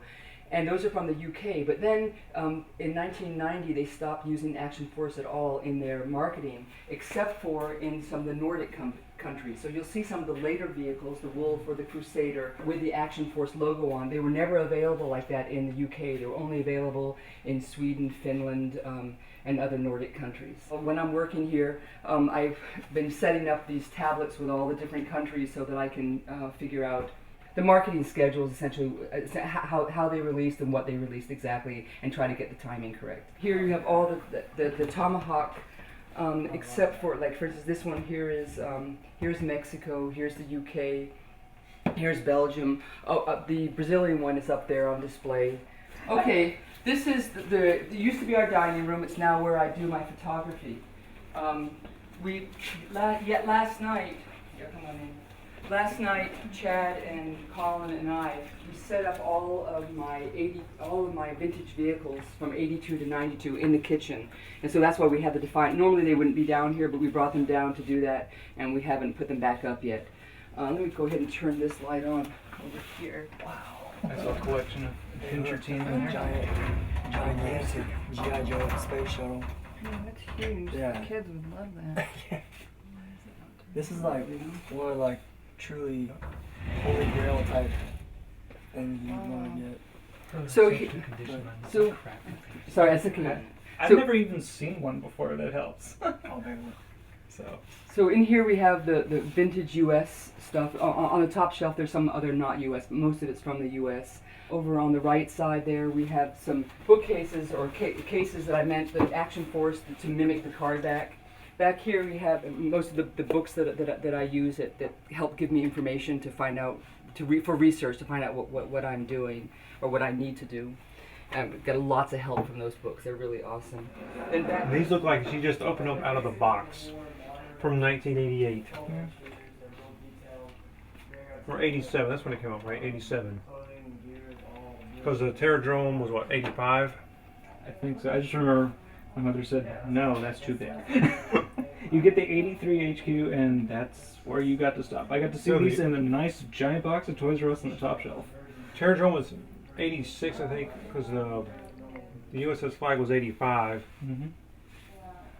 I didn't know that existed. I thought my friend was lying. He's like, I got this huge 7.5-foot aircraft carrier. I'm like, whatever, liar. I didn't know he was telling me the truth. See, the only person I knew that collected Joes was my cousin. And he usually had the opposite whatever I had. I didn't believe him when he told me he had a black Mobat. Because, you know, we only got certain things, and, well, we're poor. So, we only had certain things, whether on clearance or whatnot. In the 90s stuff, me and my friend, if I didn't have it, he had it. And we'd all put all our stuff together, and we played for like hours. Can't wait to see what a flag looks like. here we have just again some overflow stuff I couldn't fit in the living room. I remember that there. So we just have the phantoms and ravens and hammerheads. And it's, for instance, here it was called Triton in one of the European groups. And that's another thing. I love seeing the different names. So, like, for instance, the mean dog in Mexico is called the bulldog. I mean, there's also, yeah, I think I love finding the new names. The phantom there was called l'invisible, which means the invisible, which understandably for the phantom. And here, this one's called the cobra nautilus instead of the bug. This is my paper. This is where I do all my research and paperwork. Wow. And I sort of built this mini room in my garage to try to keep things straight. This is where in my bedroom you saw all the bins of archive vehicles from '82 to in the '80s and '90s. And here I put a lot of the ones from the 2000s because I figure it gets hotter in the garage. Not really. I try to keep it not too hot, but I think because they're newer they can stand the heat better. And so for temporarily that's what I do. Also here I have these are all G.I. Joe comics. The comics like here's Spain, Canada. Oh, wow. They're from all around. I'm sorry, from all around the world. But it's some of them. There's comics from Mexico, Brazil, Argentina, Peru, Chile, Australia, France, Holland, Poland, Denmark, etc. And plus we have all the U.S. comics up to date that have ever been published, including the ones from the 1950s. Actually, that's not true. I'm missing one of the ones from the 1950s. I still can't find number 22. If anybody ever finds G.I. Joe number 22 from the 1950s, I need it. So And you've then- got everything categorized by country, and these are all including all card backs and paperwork and all that. Right, that right. stuff? Okay, cool. Yeah. That's Well, awesome. let me give you an example. So here, for instance, this is Canada. These are blueprints. Oh no, these are blueprints aren't exciting. Let's do file cards. These are file cards from Canada. See the, oh yeah, you're a file card guy, so you might enjoy this. So it's just by year, and they're all sort of bilingual. And again, you have the different names for some of them. I guess I mentioned earlier that one of my favorite crazy names is Snake Eyes is called Zorro. Yeah, I remember. Yeah, I love that. I think that's just That's awesome awesome. because I love Zorro too. I love Snake Eyes. I love Zorro, so that works. Then over here, for instance, here are U.S. file cards. These are 82 to 85. Then here we have 86, 89, and on 90, 92. So in each of these books, like for instance, there's the blueprints, the packaging. What I did is kind of silly. I know a lot of people don't appreciate it because I think that I ruined stuff, but see what I did is I cut up this again. I did this when the kids were really young. I wasn't a collector. I just was doing it so the kids would have information about the toys they were playing with and to look it up. So and back then I didn't even know that there were sheet protectors like this, so I put everything in on these black pages and punched holes in them, which is really too bad because I ended up punching holes in some like Princess here. I punched holes in the blueprints at the time because I didn't know any better. But so I do that with all of the vehicle packaging art. Putting them up on the wall helps me realize what I have, what I need. For instance, if I see knockdown is not a really cool figure, but for some reason I just decided to. I think I found the Canadian one, and that got me excited. So I figured, let me see what other ones I can find. Oh, So look, he's KO. Huh? Like knockout. yeah, exactly. So sometimes I'll be on eBay and I'll see a knockdown figure, and I'll go. I can run up here and say, oh, I got it. I don't. Or I don't need to bid, which is really nice. Nice. This is one of the Nordic ones. The Action Force in the Nordic countries didn't allow the card art to have them holding a weapon or firing a weapon, and you'll see that in some other figures as well. Interesting. Very interesting card backs. The Mercer looks pretty nice with the, like you said, he didn't have the weapon in his hand. He just has the fist. I mean, which one do you like? I mean, personally, from the ones that you've Oh wow, no one's ever asked me that. I really like Iron Grenadier over here. So I like the figure and I like the card art. Here's the card art, which I think the figure's awesome. I think the card art, and then there's the Action Force version without him holding his gun. Cool. And there's Storm Shadow without his bow and arrow.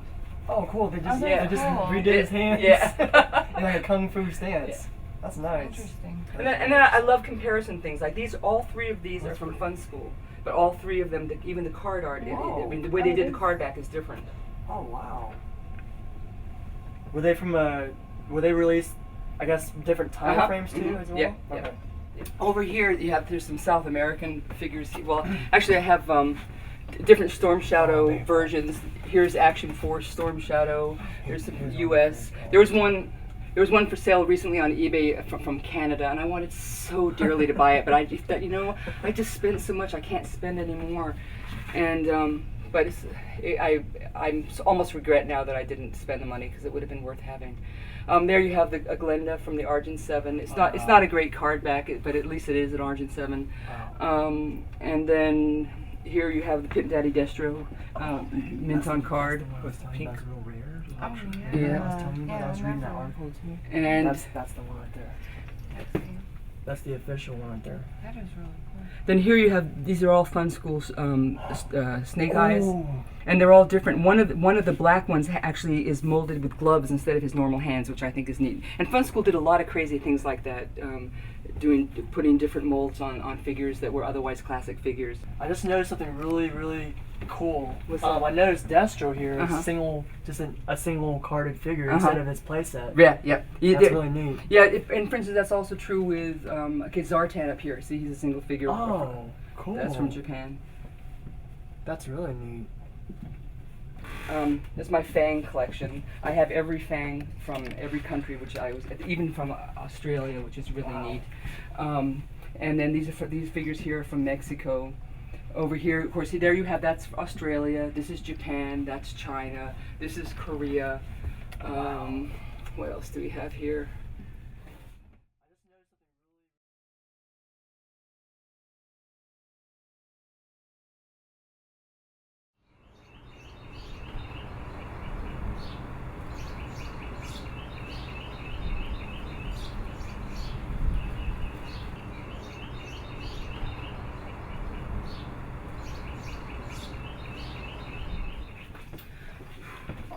I love this place. Oh wow. This is where everything like is. Okay, this whole wall of figures here, this bank, these are all G.I. Joe. Before I started the book, my G.I. Joe figures only went up to here. In fact, this is where I had my G.I. Joe. And so when I started the book and decided to get international figures, I figured, okay, it would grow to maybe here. I had no idea it would grow to this much. Wow. Now, one of the reasons, although I will admit, is also because I didn't know they were going to continue producing Joe figures. So I thought that we were sort of at, in the early 2000s, I thought we were getting close to the end of Joe. So I've been keeping up with it because I want, when the books are released, I want them to be current, and which is one of the reasons it's really slowed me back down getting this book done, was because I spent so much time trying to get the new releases, and it just was really difficult. Over here, these are all early test shots and prototypes and whatever that have been coming out. Everything from Resolute to, there was an Arctic Cobra Commander in white. I got him. I was really happy to finally find him. And there's just all sorts of neat. I don't collect prototypes per se, but when they come up and they're just like too cool to pass up, I go ahead and get them. Just a quick question. I know you mentioned just now, real quickly, the G.I. Joe Resolute and I guess briefly the modern era stuff. Do you have I guess, loyalty to the vintage versus modern era? Vintage. Okay, Definite loyalty. Just curious. Yeah. I mean, I appreciate the modern and I see the nice sculpting and whatever, but what I really like about toys are the kids can play with them, that they can set them up and they don't fall over. You have to work so hard to get the modern ones to stand up, and I mean that's why they come with stands, because otherwise they fall over. I prefer to be able to use them without stands. It's hard to use modern figures without stands. I love the and so I think they look really nice, and for display pieces, you can't pass them. But they don't hold their weapons very well. They have the articulation, but their hands are so rubbery that usually the weapon will fall out, at least eventually. So yeah, I know that vintage have their problems. The crotch pieces can break, their thumbs can snap off, but I would rather take those problems than the modern problems. Yeah, definitely. I take it you didn't get Arctic Duke with the jacket that one time it was. No, I didn't. No, I did. I wish I had. I didn't even know about it until much later. What about City Strike Scarlet? Yeah, I got her. You want to see her? Sure. There she is. Yes, she is. What is this? This is a canceled Scarlet, figure. City Strike Scarlet. The City Strike Scarlet. Any reasons why they canceled certain? You'd have to ask them. Okay. I mean, people speculate, but Well, they got rid of the actor mold, so that's why she got oh, canceled. is that the reason? Oh, Because that's actor mold. Yeah, but they could have kept the same figure and just did a different head. Well, I mean, it's still the same Resolute body. They figured that's good enough for us. Okay. I mean, this guy's canceled. Can I see this here? This one? The Zarjan. Oh, that's cool. I've always wanted to see that in person. See, I keep trying to get him. I keep trying to get Arctic Thread here.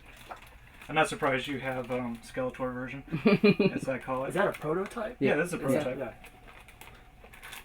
Go ahead, dig through. Okay. The cartoons are what really make That's it, what made it for me. The cartoons or the comics, either way, for the younger kids, the cartoons, and then it really gives them the mythos and the atmosphere, and so they can then head out from there. It's really nice. Because that's where my love for G.I. Joe came from, was the cartoons. Right, So. we call them too. Yeah, because we even bought her, it was, the new G.I. Joes with the bath. Well, everybody she had wanted it to up, take the and if vintage you look at the ones. photos, they all look I think slightly the different. first one or two. So you had to really get in hand to see. We're trying to be nice here. Because I haven't seen I don't know. him He was before. called. He was one of the ones that they were just selling, and he looked interesting, so I pulled him off. Was It this must supposed to be from the? something canceled because I haven't seen that one before at all. Was this supposed to be the Duke in training? Where my heart is really just... That's Ninja No, Training. Snake Eyes in training. Yeah. Snake Eyes. Yeah. Oh yeah. That's Snake Eyes in training because I think it's got the original head. Yeah, that's Snake Eyes in training. Yeah, it's too bad there's so much from Rise of Cobra that's canceled now. They have to track down. I really wanted to see when they went on that tour, the drop ship that they canceled. I really wanted to see pictures of that because I heard it was amazing. So we got the symbol right for there, and this is the symbol that used on the trooper. This is Did he do that just so that It doesn't have any eyeballs. be so like you almost can't paint eyeballs identical? on it. No, he did it by accident. Oh, he yeah, did? yeah, and so he said Yeah. that's a one of a it's not kind. completely- And It's so not he said, you completely know what? After painted, they but I did know that, this they one realized the was up red 'cause was it's got the too detailing in close. They there. were going to change the It's gonna symbol, be fun. because they Have you realized they done made a Archangel mistake, and they yet? said, you know what? We're going to change the red. I symbol. ordered the case. Oh, here he is. There's the Yeah, Cobra he Commander part of stuff. the... Oh, wow, that is cool. I mean, how many of those actually got out is the question. I only know of Unless 2 they or 3. So here we have Secret Wars, Dungeons and Dragons, Jurassic Park, Xena, Voltron. Here's Starcom. Here we have the older lines. What do you call it? The Dukes of Hazzard and other older Mego figures. Here we've got Star Trek. The 3 different 3/4 inch older lines: Galoob, Ertl, and I forget the other right now. Obviously Flash Gordon, Swamp Thing. Oh, let me show you a cool prototype Swamp Thing.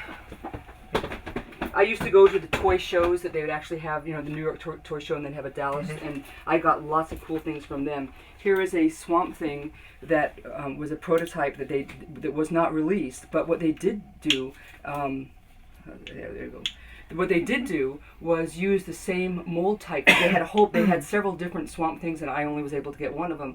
But these ended up being as Manimals. So they were originally supposed to be Swamp Thing figures. Come on, people, help me.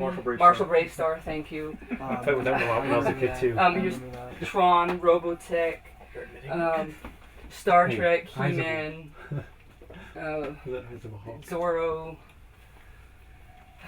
Clash of the Titans. God, some of the stuff I'm actually forgetting. It's been so long. Sectors. I've been messing with this stuff. Is the sail barge that my son built when he won the Star Wars Ultimate Collector, whatever it was, contest. And just for the fun of it, sort of in celebration of having won it, he decided he built this. He was really excited because he got to go meet with the Star Wars creative team up in Rhode Island at Hasbro headquarters. He just wanted to share his creation with the Star Wars creators, and they enjoyed it. They enjoyed the pictures of it, and for instance here, the rudders move, and I mean he put some nice work into it. And if you notice, there are figures on it other than Star Wars, and that's because Q from Star Trek is there, and as we all know, Q can do anything, and so he. Yes, you can. So that's the deal with that. I just have Alpine climbing there because I didn't know what to do with them. I thought, why do I have this Alpine? Oh, I know. I'm too lazy to go upstairs. I'll just put them there. Everything that you see there, except for the 12-inch figures, and the 12-inch figures that used to be under there, everything is under here in that cupboard. I mean, that's how tightly I pack everything. Oh, Everything wow. is under there. It goes back and it goes along the side of the house. Is Colin more of a Star Wars fan? Yes. He is? Well, he's both my sons were both Star Wars fans, and Colin was G.I. Joe, and Ethan was Transformers. But if you had to have his very favorite would be G.I. Joe. I don't see the Hot Toys snap kits. No, I stopped collecting really in the year 2000, except for Joe's. Those are worth getting. I trust me. know, but there's a lot of stuff that's worth getting. That's the problem. And I just ran out of room, and I decided to cut it off in the year 2000. The only reason I keep buying now is because I'm doing this book. Otherwise, I would be completely done, and I, get into my, my boys have now left home. I would like to be just an old lady and doing old lady things. And as soon as the book is done, that's what I'm going to do. This is where I keep all of my international. There are no American vehicles in here. Everything in here is international. Whoa. Whoa. That's really neat too. So that's the Canadian flag, the Canadian Defiant. So along that wall there, you have Action Force and European UK, except for there's phantoms from different countries up there. On this side here, you have Canada. Here you have some Venezuela. Here you have Mexico. Here's Brazil and some Argentina. Do you have the Oh, and the fun school's in here. I don't have room to do the fun school. Yeah, I like that. do you have the 82 Sears base like on the display anywhere? When we go downstairs, it's in one of those bins. I can show it to you. Because I was just want to see, because is it made of the same type of cardboard or? Not quite like this. This is made by Palatoy, the Star Wars base. It was also released for Kenner Hasbro. Kenner Canada. Also by Toll Toys in Australia, and also by Miro Meccano in France. And it uses the same construction as that base there. That's the early Action Force base. It's a different construction than the Cobra base. That's pretty cool. They used to make bases out of cardboard. See, they use the X-wing fighter guns, and it's nice. And it's got like a trash compactor, and it's actually kind of a nice base. It's got a lot of play value. You can set up a lot of figures in it. And see, I love the color of these Brazilian. They actually are even darker if you don't have dust on them. Well, that's really neat. See, most of this I've never gotten to see in person before. We just had our set few toys and. Here, let me move That aside was so it. you can look. Aire, I had a quick question. Uh-huh. I know this is a really extensive foreign collection. Did you notice any like differences as far as like the quality of materials used, constructed from manufacturing? Yes, I Is there a did. difference in that? Very often, as unlikely as this, well, I shouldn't say it's unlikely. Very often, the stuff in Europe is actually better made than the stuff in the U.S. I'll give you some examples. Yeah, like for instance, look at the rubber wheels rather than the plastic wheels on the Stinger, and their decals are much more vibrant than the U.S. decals. A lot of people will see the older decals and see how sort of faded looking they are, and think, oh, we need repro decals. They actually came that way originally. If you look at the ones that are just as old that are from Europe, they're much brighter, and that's across the board. If you find two vehicles and one has really faded decals and one has really bright, there's a good chance that one's from the U.S. and one's from Europe. So decals, true. The plastic seems to be very comparable. I know I get less, but there was just something the other day I was thinking I get much less breakage with on European ones. I can't remember what it is now. Yeah. Now, if you go to other countries, of course, Canada, they're exactly the same. They're identical to the U.S. They just have Canadian flag decals with the word Canada on them. Now, stuff that's made in Brazil, Argentina, in Mexico, they are a little more brittle, and also many fewer were made, and so they are harder to find in good condition. Here, let me just show you, because since these aren't on display, these are Fun School items. So the Fun School vamps are very different in color, and then here you have more Fun School. Look at the bright color on the Thunder Machine. Of course, the Imp is kind of very noticeable. Yeah. It's like you can put it in Street Fighter Online. It's like 90 cents, but And then hit India like 10 years late. Wow. See the gray flak, for instance. That's pretty cool. These are the orange MMS with yellow missiles. And then what do we have down here? Again, look at the different colors in the Swamp Masher. The Fun School stuff is so hard to chase down. I mean, what is it about that line that makes some of the stuff that really hard to find? I mean, because some of these were released in countries where there wasn't. First of all, there weren't as many. There weren't as many made because the income level of people that would be able to buy them was smaller per capita than it would be here in the U.S. Secondly, there wasn't a culture of keeping stuff so much. I mean, after they played with them and broke, for the most part, they threw them away. They didn't just put them aside in a closet. One person told me it's because space is so limited. They don't have closets to just store stuff. So just combine all that together and they can be really hard to find. One of the things I tried to do was get one of every 85 snake eyes from around the world. I still have not been able to find Holland or Spain, but I'm working on that. And then also the Tiger Force figures, I try to get those from all the countries they were released. I have them now all except for one from France. These are Zaps from India. This is from Australia. This is Mexico. That's Brazil, the U.S. What else do I have? Anyway, I like Zaps. I like all the differences. The Tomax and Zamox, I'm also trying to get them from around the world. Again, I've been really centering on Canada a lot later. I just won the one from Canada. I was hoping it would arrive in time. I was going to put it there instead of the mail-aways, but it isn't here yet.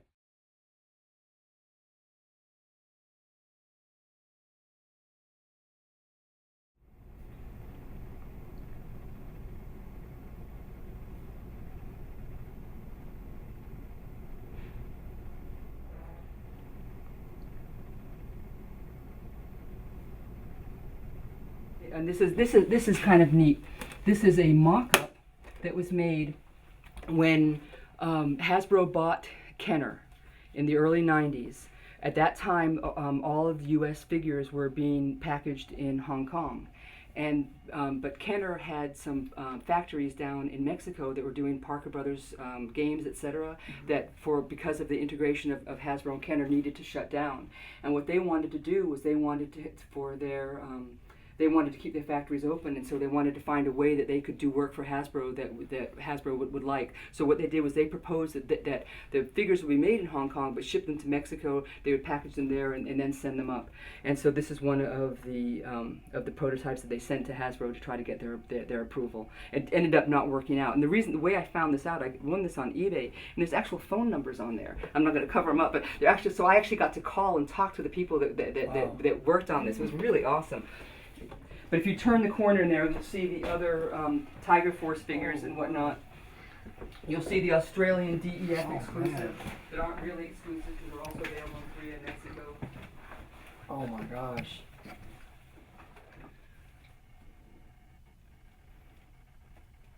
That's always I thought we Aire, which one's the one from the UK? Which? The Tiger Force? Yeah. They're on this wall in here. Oh, they're all. So here you have Belgium, Spain, France. I would have loved to have had. Where are these from? Character. Those are from The Brazil. one I was trying to get for Katie. It's really cool. They come. Well, that's the one from UK. Tiger. I like that. Recoil. It's really cool. To see one in person, I'll it's get just to so. that. Quick second. My You dog. can get an idea of scale. It's like, how big is it? It's blah blah. Oh, I Okay, Mhm. but it's 7 feet long. Yeah, it's My goal was always to make a replica of Cobra Island with all my Joe stuff on it. Can you hand me that his two there? I just want to show you. See, because sometimes when you see them like that, you don't notice the differences in color. This is the one from Europe, and then they're next to the one from the U.S. See, once you have them side by side, you can really see the difference. And I love these darker, richer colors that you get. Actually, I think this would be cool with this red. Yeah. One of my favorites is this one here. Look at the polka dots on the on the Venezuelan comparative. It's just silly stuff like that that just gets really, really cool. And then, for instance, here is the different the yellow color. Where's Zanzibar? Here's the U.S. Zanzibar, and then there's the Venezuelan. So this is sort of more bluish, and it's got a yellower color. Here is one of my all-time favorites. There's so much cool Venezuelan stuff. Almost all of their vehicles are something different. These were actually molded in white, and the white missiles. Then you have the white ramp, the white launcher. I mean, and the green is a much darker green than the U.S. version. So it's these kinds of things on the vintage ones that just. Well, let me show you, for instance, the Mexican one here. This one is very much like the U.S. one. The color's a little different. Oh wow! But it's got a turquoise. Look at that. Yeah, I mean, just That's cool. and then these are also turquoise. It's just little things like that. Let me just show you the difference. Okay, this one was made in Mexico, and it says Fuerza Tigre, whereas this one here is in Portuguese. It's from Brazil. There you go, Aire. You can do this. You can do this. Okay. And this one here says Força Tigre. So Fuerza Tigre or Força Tigre. And I mean, this one actually was made in Brazil. You'd have to turn them upside down to know the difference, other than the decals. But some people, I mean, probably don't really care about stuff like this. It's like, okay, Aire, that's very sweet. But I like it. I like it. It's awesome. Did you get the privilege of getting to put all the decals on these? A lot of them I did. Some of them I had to buy in the box in order to get good copies. I mean, Yeah. the number of ones that I got that was like, they just weren't good enough to photograph for the book. So I had to keep working until I could get them. What year was the Action Force base? 84. 84? No, it has they made it out of a lot more rubbery plastic, which it keep it completely from getting brittle and breaking. Well, that's what It's definitely easy with like little smaller parts here, the jail cell. face paint for kids. See, did you notice the difference in the three? Commando. This one here is the jagged camo, this has the swishy camo, and this has a straight line camo. Were they different year releases? Yes, this was the first one, and these were later releases. I think what happened, the people at the factory, I think they were supposed to do that, and they just got lazy and did that. These are neat right here. I've never seen these. The Roboskulls? Yep. Yeah. The Roboskulls were designed by Bob Brechin. He's the guy who was in charge of the Action Force line in the UK, and those are his personal one of his personal favorites that he designed. Now, did you actually find some complete, or did you have to put them together? Because I know a lot of them were missing. Yeah, I've got those boxed. That's a weird figure. Yeah, his name is Red Wolf. This would be make a pretty cool 25th custom, like updated. 12-inch stuff that was in the picture, and then it's Worst vintage. choice This is ever the for first market. vintage Star Wars, and then we continued with Star Wars for a while. This is the '85 transition line from Action Force. And then again, I used the walls in here again as my work desk, so bear with me. Here are a few prototypes and customs. Here.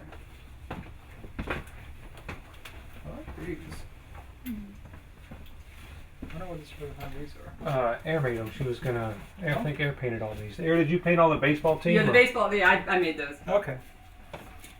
That's what I made them. What, 12 years ago, a long time ago. Anyway, this is just the kids' room, sitting room for watching TV. That we just sort of filled up with stuff. Of course, the Godzilla. That's I love Godzilla, and that's one of my first collections actually. A few big Spawn figures left. Yeah. Is this? I think that's the first Cyber Spawn. Yeah, that's a Spawn figure too. There are a few of the early ones I kept.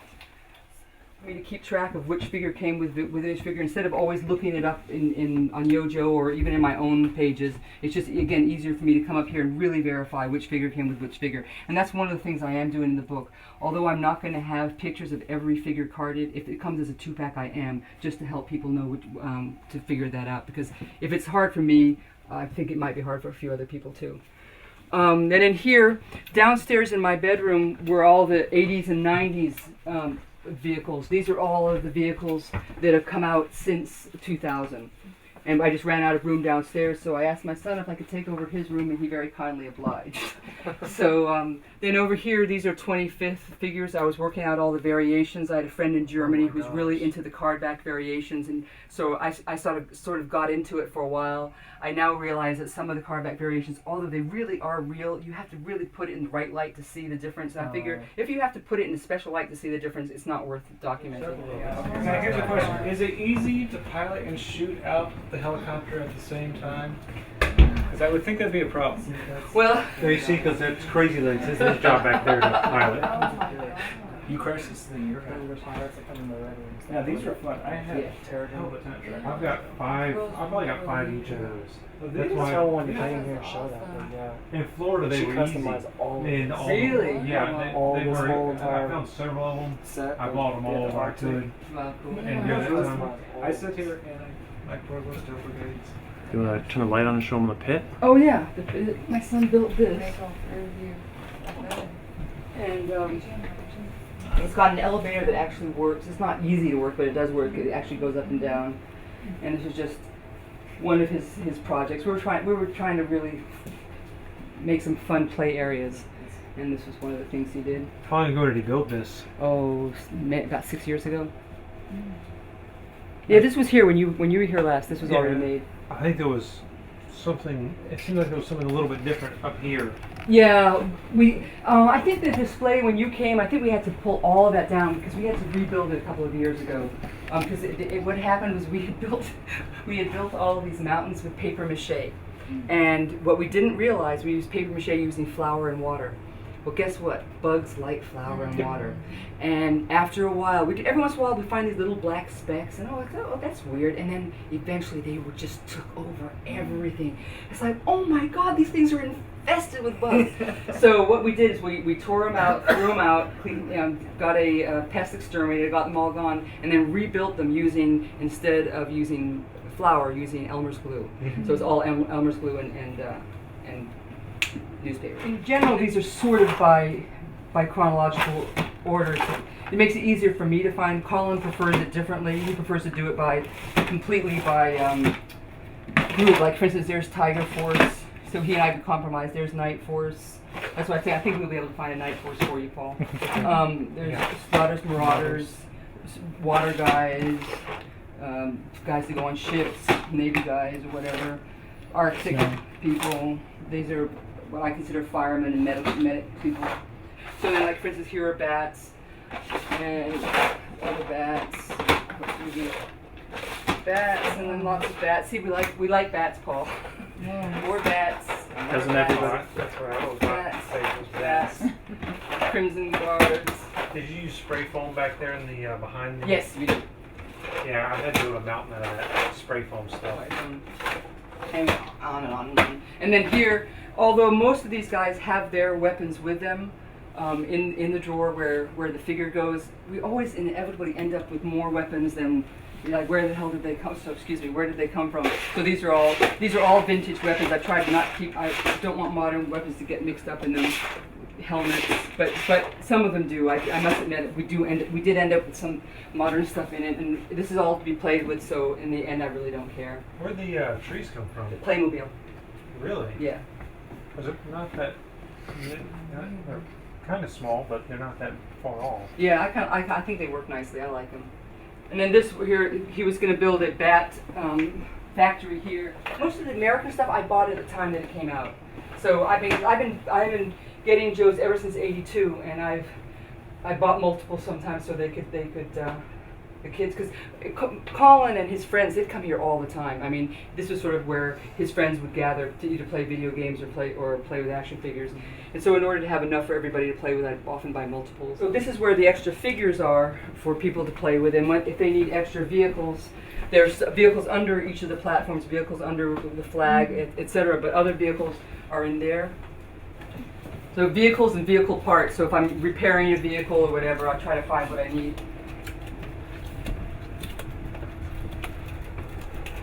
Voltron's castle. And me and my brother, we had that.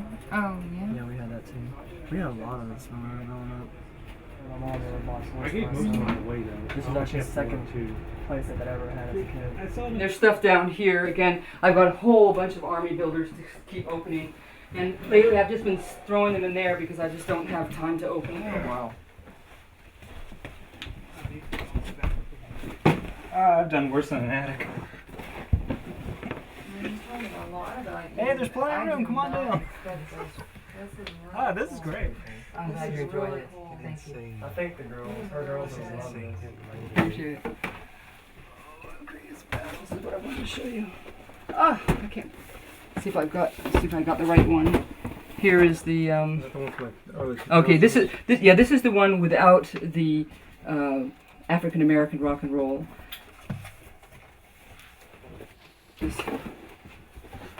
There's the one.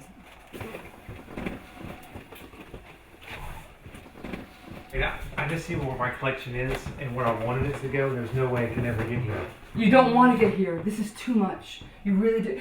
I mean, seriously, when we had a lot less, we enjoyed it a lot more. We could play so much better. We didn't have to, in order to get something, like me just showing you that rock and roll, I had to move so much stuff to get to it, that it's too much. And I really, really regret that it came to this. I would never have started had I not, I mean, I wouldn't have committed to making the book had I known it was going to get so nuts. And I can't wait to get rid of it so that we can enjoy it again. I mean, because we'll keep enough that it's still impressive and still fun and still enjoyable, but not to this level.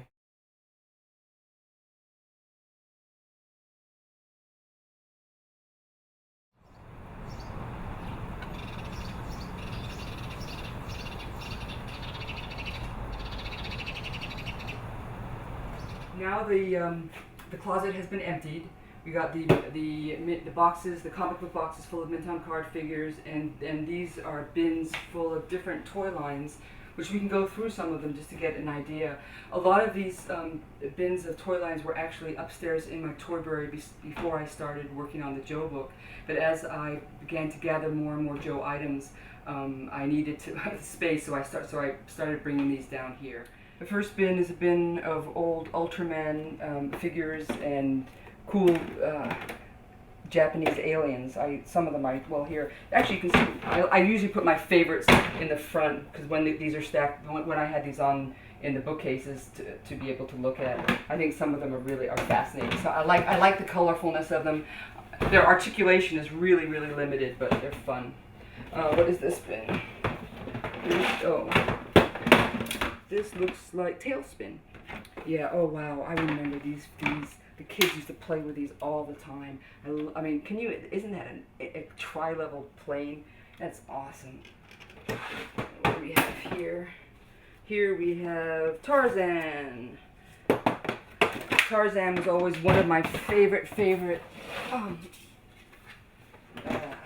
fantasies. I mean, fantasy lines. Well, movies. When I was a kid, I used to live in Guatemala, and after church on Sunday, we would all go to the movies. And if it was a Tarzan movie, I was really happy. This looks like Duke Nukem items. This is a really neat figure. I like that. Duke Nukem himself. These are some of the... After McFarlane took off in the 90s, there were a whole bunch of independent toy makers who came out with some really nice stuff. This is Son of Frankenstein. Yeah, just Son of... Yeah, these are just... Again, these are later figures that were from the 90s that were based on the Universal Studios. I mean, this one here is one... I love the creature from the Black Lagoon. I think that's an awesome... It's an awesome character and an awesome figure. Oh, the Bride of Frankenstein is falling down. Okay. Okay, these are ants from the movie Ants. And... yeah, the kids were beginning to grow up at the time when these came out. Some of these were painted more by my nieces and nephews or friends of theirs. Oh, these are Transformers for girls. I forget the Wish Worlds. So, for instance, here's a refrigerator, and you open the refrigerator up, and it transforms. See if I can remember how to do it. Darn it. It transforms into a whole other room or whatever. And each one of these, whether it's a chair that transforms, they all transform into really neat things. It was a neat line, and the kids really enjoyed playing with these. And okay, well, these are just from the Marvel universe. These are probably Toy Biz. You know, good Venom and Spider-Man and other neat figures, and I try to army build in those lines as well for neat setups. Here we have Mask, and this is Men of Metal. This is not my main Mask collection. These must just be extras that we ended up with. They liked Masks so much that when they would play with them, inevitably sometimes some things would get broken or whatever. So what I did was I got an extra set so that they could play with them and not have to worry about. Usually they're really good with when they played with items, and they could play with them full brow, and still keep them in good condition. But Masks, they were a little more fragile. Like for instance, here you can see the door is off. So these were ones that they could take outside and play and just mess around. And so we had two separate sets of Masks. Okay, these are, just McDonald's toys, because I started collecting toys when the kids were really young, and as they would, and with Happy Meals, we would pick them up. Some of them are kind of neat. This looks like, oh, wow, these are Street Sharks. And I think I was able to get all of the Street Sharks, every one of them. I think some of them are really kind of neat. The kids didn't play with them as much. I don't know why. Here we have... Oh, this is more Toy Biz X-Men based item. Here you have some the play sets by Galoob. There's Transformer play set. I mean, excuse me. Why did I say Transformer? I meant Terminator, and this is some aliens things. Most of these are Galoob play sets in here. Looks like Scooby-Doo and Friends. And then here we have... Oh, these are from Japan. They're sort of like muscle men. Well, they were muscle men that were released at the same time Muscle Men were released in the U.S., but these were released in Japan. These are actually one of my older son's favorite lines. Well, not favorite lines, but he enjoyed them a lot. Okay, yeah, these are all Exo Squad figures. And again, we had two sets of Exo Squad. We had Exo Squad that we kept sort of to keep in pristine condition, so we knew exactly what little pieces went with which and which figure, and then another set to play with. So the set to play with, I believe, is upstairs. Okay, this is Impact figures. Well, these are Impact and others. Let's see, Power Force and ghosts, and there's about 4 different lines in here, because when the line was too small for a bin, I would try to put other sort of like ones in it. This probably, one of the reasons I like this is because the hometown of one of the figures is the same as our hometown. This is Quest for Camelot. Some of these actually weren't easy to find. There aren't very many of them, but I remember looking for them, and I had trouble finding this. Okay, here are some Star Trek and little mini sets. I like the Borg and the... What's the Borg spaceship called? Just the Borg cube or The whatever. cube, yeah, I like the cube. I even like the name of it. It's kind of neat. Let me get in there. Okay, this is just, these are older Mickey Mouse, Disney type things. So what are these? Toonsylvania. Oh, yeah. Oh, the kids played with these a lot. Yeah, these were just sort of a silly look at Universal monsters.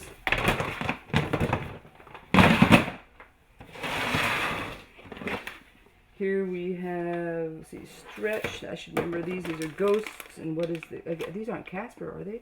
Looks like Casper. Yeah, I guess they are. Okay. And this just looks like an assortment of stuff. Ratfink and other, again, just I enjoy silly stuff.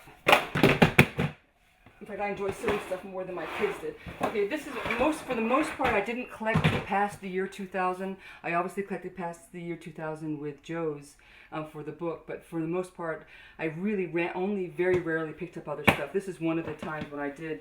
This is some of the early Harry Potter stuff that I picked up, mainly because my nieces were coming to visit, and they love Harry Potter. And so did I already do that? Yeah, so I got those for them to play with. And then these are things that both my sons make fun of me for ever buying. I love them, and they think they're the dumbest toys ever made. They're called flies, dragonflies, and they have a launcher, and you launch the figure out, and it twirls and twirls and twirls and comes back down, and they're just so colorful. And I don't know. I think some of the imagination that went into this dragonfly line is pretty awesome. But I seem to be the only person that thinks that. I've never met anybody else who likes the dragonfly line. Oh, these are Godzilla. These are older Godzilla figures. Oh no, not all older. There's a combination, it looks like. I collected Godzilla long before I collected Joe, and I picked up some of these are newer, some of these are older. They're just all combined together. Marvel Universe guys and Toy Biz. Yeah. Here it looks like we have Dirty Lid is what we have. But this is, you can see, I can't even think of the name of it, Toy Story. And Toy Story 3 just came out, which is neat. I can't wait to go see that. And here's another really dusty lid. I'm glad, these are constructs. That's another thing the kids spent hours and hours and hours building all sorts of things with constructs. That was a good purchase. Rugrats. Bunches of Rugrats. And here we have... Oh, what is this? Oh, what are these guys called? The mouse guys. What does it say their name? Biker mice from Mars. These are I have the larger ones too upstairs, and these are the smaller biker mice and their play sets. And then these are play school dinosaurs.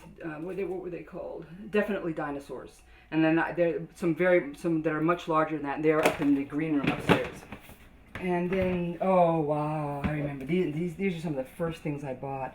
These are Alvin and the Chipmunks, and it came with whatever this guy's name is, I can't remember. And they used to, and there's an actual theater, and kids would set the theater up and have all these really cool plays that they would do with the figures. It looks like it's not just Alvin Chipmunks in here. This is also here, and that's what is the name of that line? Hopefully I have something here that will remind me. No. It's Teddy Ruxpin, that's it. Those are Teddy Ruxpin figures. So, This looks like an assortment of Transformer knockoffs. That's what these are. These are all Transformer knockoffs. There might be a real Transformer or two in here, but most of them are knockoffs. It's like something apes. Something apes. Hold on. Space apes. No, space monkeys. Space monkeys. That's what they are. And yeah, I wish I had time to pull all this stuff out. Some of it's so awesome. Transformers for toddlers. These are Transformers. These are letter Transformers that they turn into, like this one here turns into a robot. And whether letters or numbers, and it's something that my kids loved to play with these when they were really young. These came out in the mid '80s, I think. And then what do we have here? Here we have more Marvel Universe guys. Yep. Oh, there's a Toy Fair exclusive. There's Silver Surfer. And here we have Quake. Again, I think this is another independent one. Who was the name of the Resaurus? And some neat looking figures. I like him. I think he's big, but they're heavy, and they're not the kind of plastic that there's a little bit too rubbery. They're more like the really modern figures. They just I still prefer the feel of the 80s and the early 90s. Who was the name of? Oh yeah, these are Vortec. These are the other mask. Sort of their vehicles that transform and do neat things. It says Vortec Undercover Conversion Squad. And these are Chaos, Puppet Master, and other independent. These are some of the ones that first started coming out after McFarlane began, when the toy industry really did a drastic change to much more detail, but a more rubbery plastic. The Duplos that we showed with the numbers and letters. These are Duplos that turn into different shapes, like circles and squares that you transform into other things. These are Mighty Max, and I love that Mighty Max Mountain. I think these are another one of those toy lines that really makes me happy. I ended up selling. I had all of the Transformers literally from the entire line, from the 80s through to the ones that were done by KB, Generation 1, Generation 2, and beyond, Beast Wars, etc. And I ended up selling all of them to a man in Florida who had lost his entire collection in a hurricane, and he headed up one of the largest Transformer sites, and it worked out well for me. I needed the money so that I could buy more Joes, and he needed and it was an opportunity for him to get an entire collection complete with the packaging. So he drove up from Florida with his wife, and he took my Transformers, but I had some extras of some, and these were some extras that I held on to. These are Men of Metal. These are another military line. Here's a sailor, and they came with this case that you would keep them in. They all had their own medals that you put them in. This one's Bomb Expert. Here is Bomber. This is Infantryman.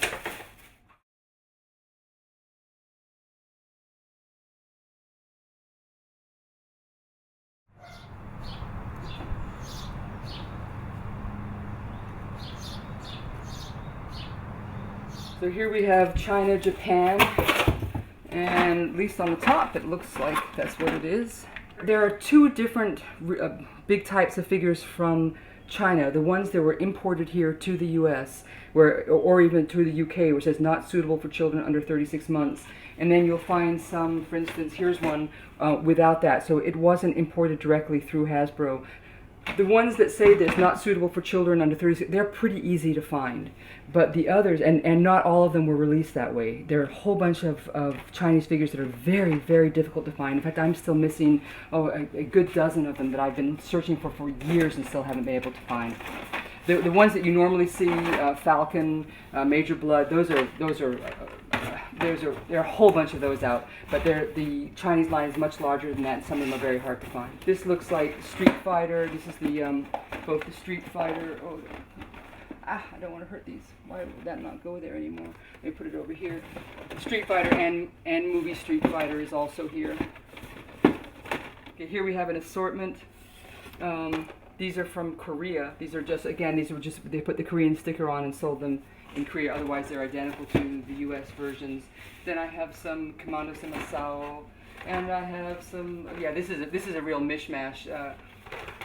Sky Patrol, and what do I have over here? These look like action packs. Here's a Commando Sao low light. No, but no, it's barbecue. Sorry, Sergeant Slaughter's barbecue. And here's okay. This is more Commando Sao. Okay, no, this one's from Italy. These are from Argentina. So here we have the early grunt. Yeah, most of those are the same type of figures. And then, of course, we have cops. And these, of course, are figures, G.I. Joe figures that were remarketed for some reason under the cops banner. And they came usually with a pack rat or some other small vehicle. There's Blowtorch. Here's Doc. Okay, here's more Commando Sao. These are more from Brazil. There's Bulletproof Tiro Certo. Here is that Beachhead? Mold is Beachhead, Yeah, but what's with the Cobra symbol? Yeah, but that's what I was going to say, it's Beachhead, but they used the same mold, but turned him into a Cobra guy, Armadillo. And there's a bunch more in here. Cerebro and others. Some of these are pretty easy to find. I like the Eco Warriors. This one says Belgium on it. Let's hope they really are from Belgium. And let's see. Yeah, okay. This is Sky Patrol from Belgium. For instance, this guy's name is Hoog Vlieger. I can't say. Okay, and then this is Shadow Ninjas from Belgium. Sorry, I'm having trouble talking. And then here, these are just individual figures. There's Tiger Force from Belgium. Okay, here's Deep Six. See, so either in Dutch it's Kivors or in French it's Apnée. And bunches of others. Okay, so this is from Canada. And okay, so here's a sneak peek from Canada. Here's an iceberg. Torpedo. This is an airtight. Let's see what else we have. Psych Out, Hardball. And the nice thing about the Canadian ones, and then here's some later ones, Star Brigade, more early ones. Of course, the nice thing about is that the double language, both on the front, and then you have both English and French on the back. I've got a bunch more from Canada. We'll find several boxes of these. So Argentina, here we have some of the card backs are really not that great. This is the one that came free with it when you bought any of these vehicles: the Mamba, the Rattler, the Moray, or the APC. And let's see, what else do I have here? Oh, see, so these are the Street Fighters that were released for Jaska. They come with they come obviously on a different card, and they come with a special paper directions that are exclusive to Argentina. Otherwise, they're the same as the U.S. one. And then, of course, you have the Johnny Quest ones, which, like Cops, they took G.I. Joe figures. This is an exclusive Argentina G.I. Joe figure, and put them in a Johnny Quest package and sold it either with another figure or with. In this case, these are the pack rat. I got the 3 pack rat set, and then this one, and then there's the Storm Shadow with the pack rat. And here it says this is UK. And so if it says UK rather than Action Force, it means these are later UK ones. Everything from the yellow bordered ones from the 90s to, let's see, what else do we have? Star Brigade. So we do have some Action Force action packs. There's just and then the talking ones. I believe these hats. Yeah, see, if it's got that pamphlet in the back, that brochure. These were both released, the same ones, in both UK and in Italy. So, oh wow, it still works. Yeah, so these are all from Italy, and they're just. See, this is the talking one, but talking in Italian. And see, he's got that same brochure that was released both in the UK and Italy. Does he still talk in Italian? Oh darn.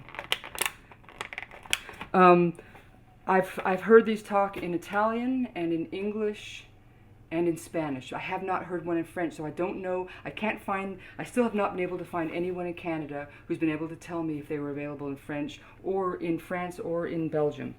But yes, it does talk in Italian, but this one's broken, or not broken. It probably just needs a new battery. But I will find a battery, and hopefully before you go, so you can hear it. And then otherwise, there's Road Pig. There's a Falcon, Forza Irresistible, which is what they call them in Italy, Irresistible Force, and of course all the gliders that are. And I love collecting the gliders. That's one of my. I try to get the gliders from every country. Okay, this is just Battle Corps, because as you may know, there are different cardback styles, different artwork for the Battle Corps. I was trying to make sure that I was getting all of them. So it's pretty much like in Italy, but these are ones from Spain. Here's Shockwave. His name is Rompiolas, which I don't know what that translates to. Here is Taurus, Toro, which is probably the same. Bull, I think that means. Here's Mercer. He's kept the name Mercer in Spain. Let's see what else. Battle Force 2000. Muskrat. Kept the name Muskrat. There's some of the new card art. One there's Machete for Pathfinder. These are just the Toys R Us ones see, this is the same basic style of box as the Pimp Daddy Destro one. Comes with the pink launcher, but the stamp on the back, the date stamp, is different. So you can always tell a non-Pimp Daddy Destro one from a Pimp Daddy Destro one. And then some of these assortments I really like. Even when they first came out, I liked them. I especially like this set. But anyway, so these are the ones from the 90s. Then these are the collector's version. Everybody knows these, as well as some of the keyring ones. Okay. Oh, this is more. These are the gliders from Brazil. There you have the. Oops. They're the same. The gliders are very similar, but they come in with different figures. So that one came with Asa Negra, which is this Iron Grenadier Stormtrooper. I don't know if there's too much glare here. And then there's that one. And then the one with Law. And then there's Airborne. This says Action Force. And so here we have. Okay, this is an error card. This is obviously not Major Blood. And, oh, interesting, his Q-Force symbol is not there. I haven't noticed that. Here's Red Shadow. Q-Force officer, these are there. And just, see, this is the same figure. Hold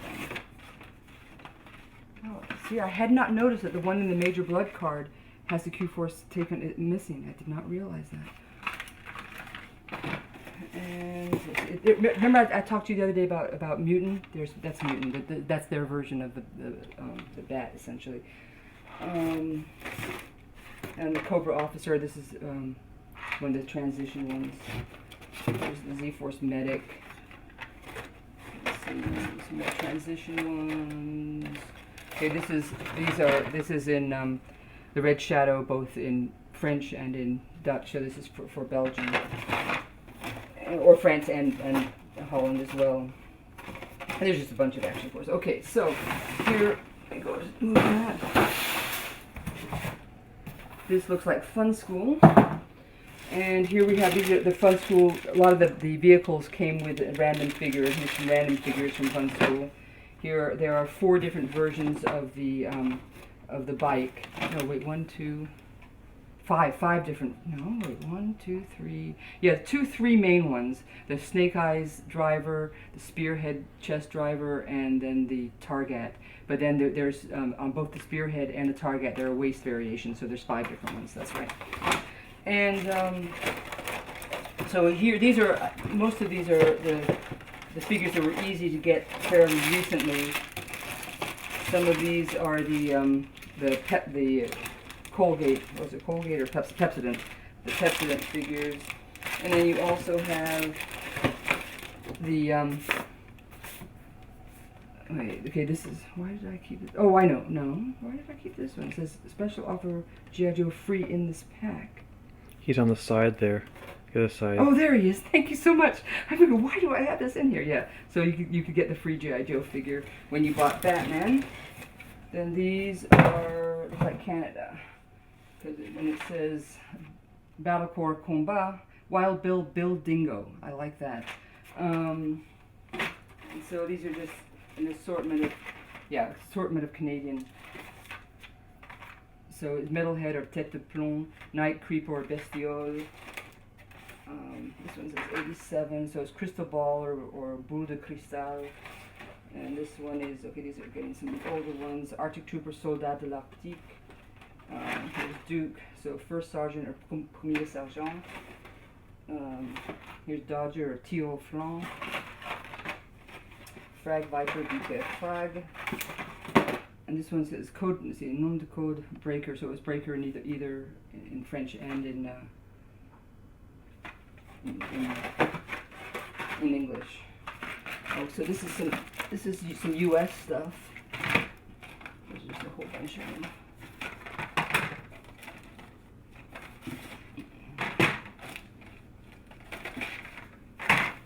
Anyway, on and on.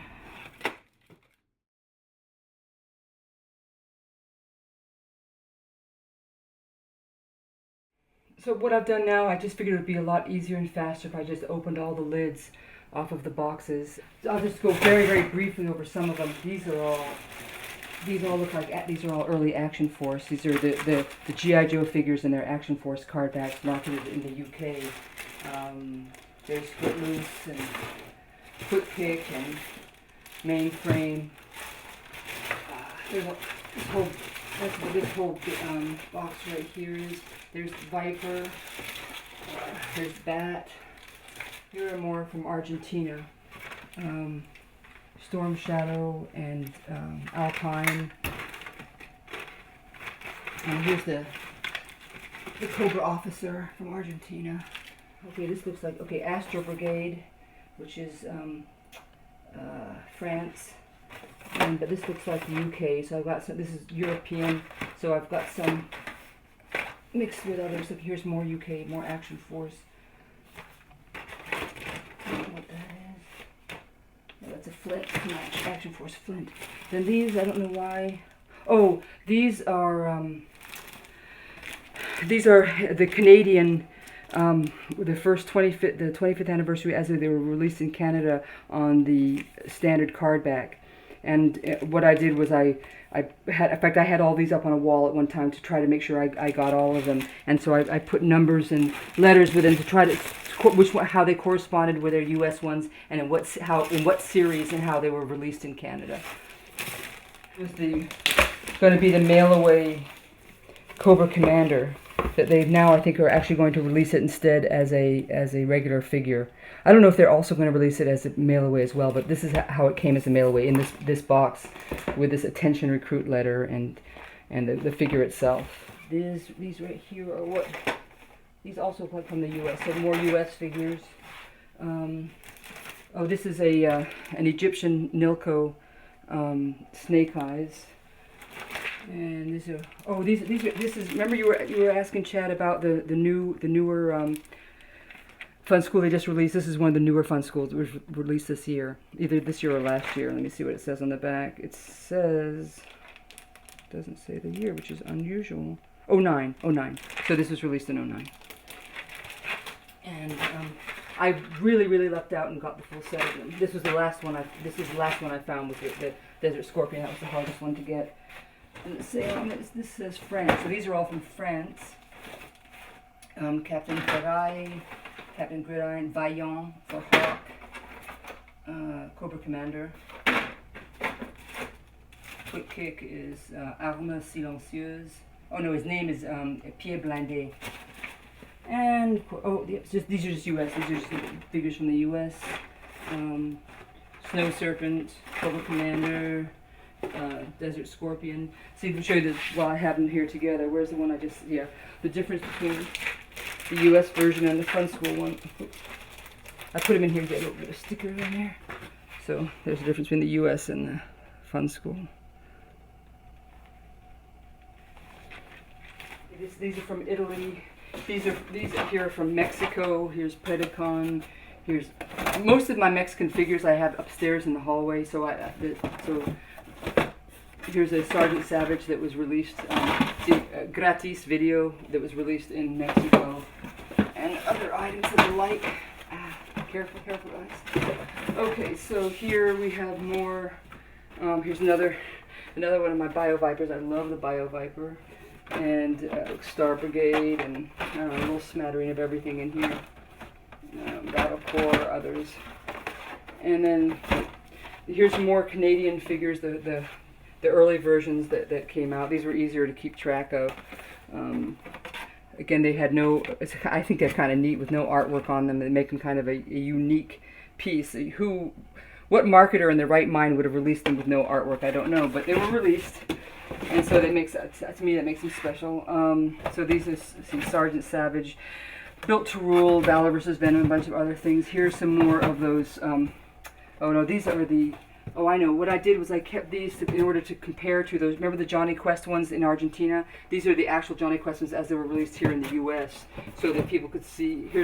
This is a, so here's the real Johnny Quest one from the U.S. And I wanted to keep these so I could photograph it and then compare them to the way they were released in Argentina with the Joe figure.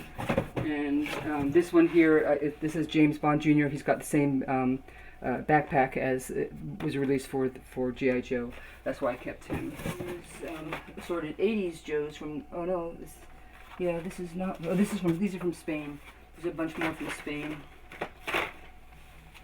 Those are from, where are these from? Nolan Cody's, these are Italy. These are from Italy. There's a bunch more over there. Just 80s figures. Trying to see if there's anything extra special to show. Okay, these are more from Brazil. There's heavy metal on carded, and some of the earlier ones. There's Aire and Doc, and there's just a bunch of them.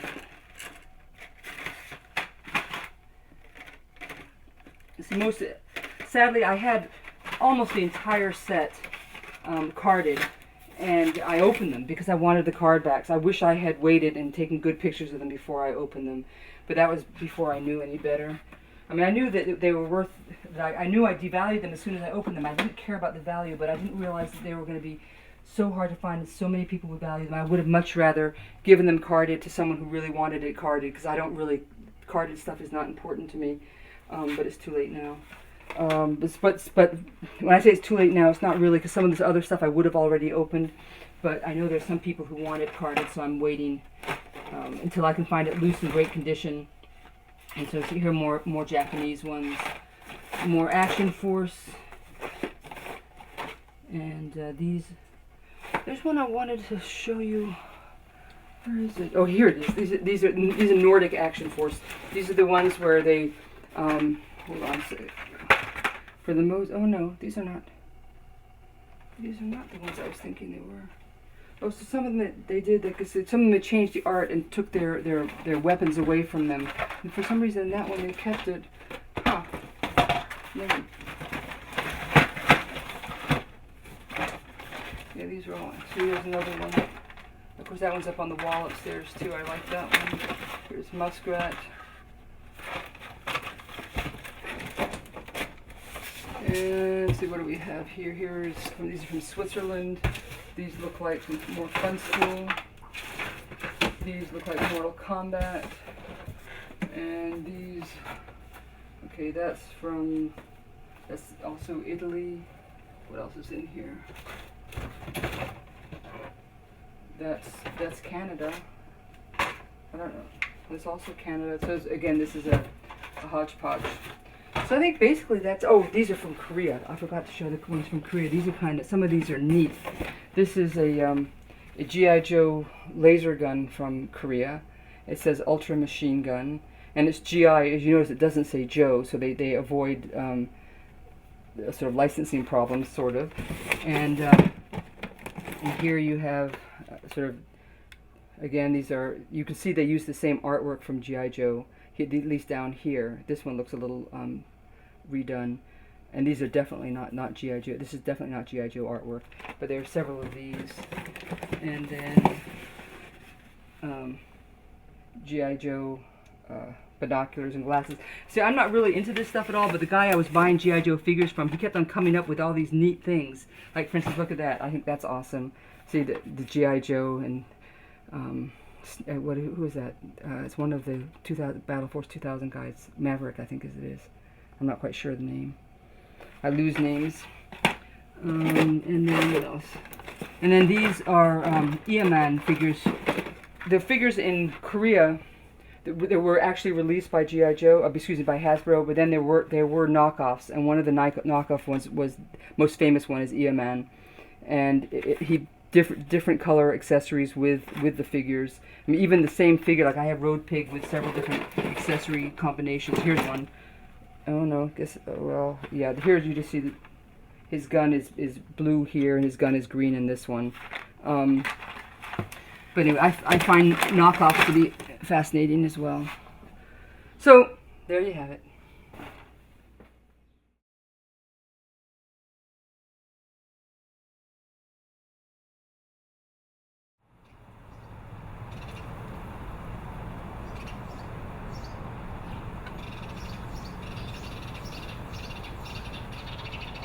Now we're back upstairs in the toybrary.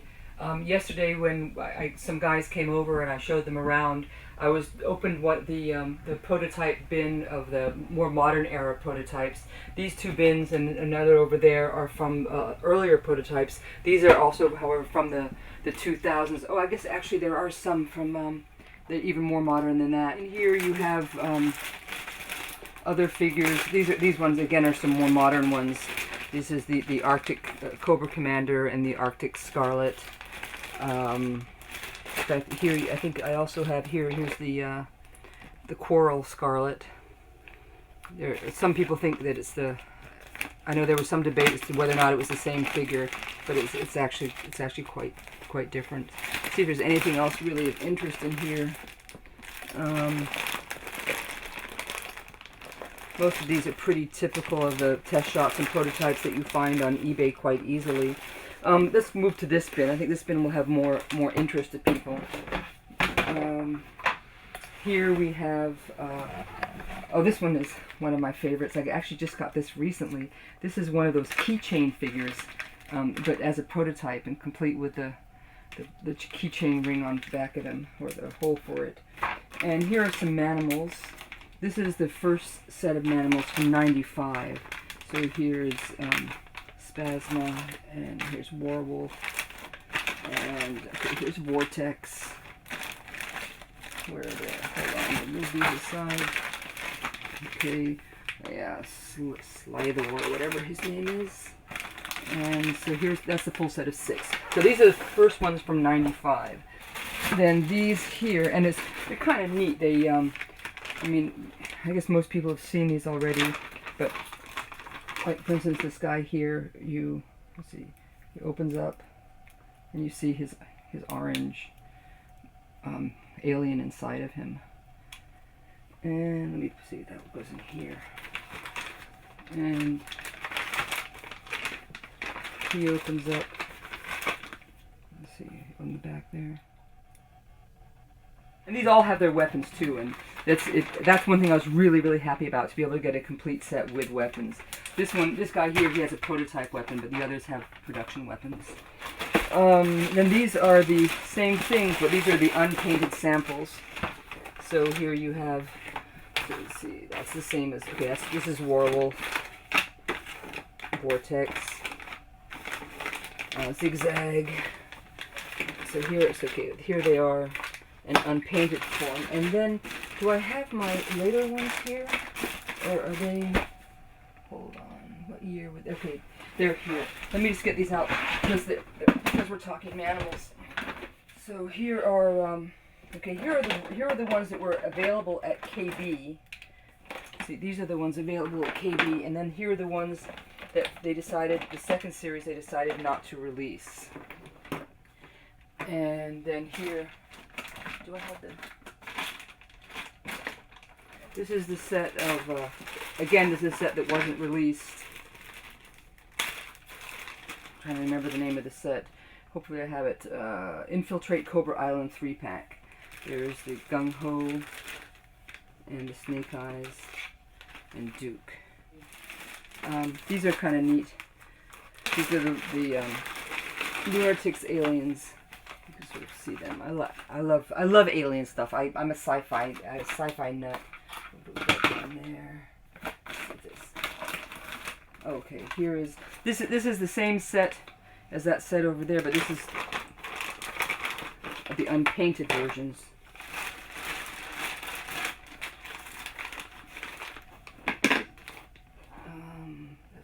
Oh, Snake Eyes.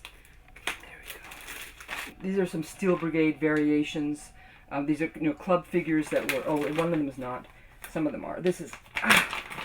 I'm opening these. These are different Steel Brigade figures. And let's see, what else do I have in here that's for fun?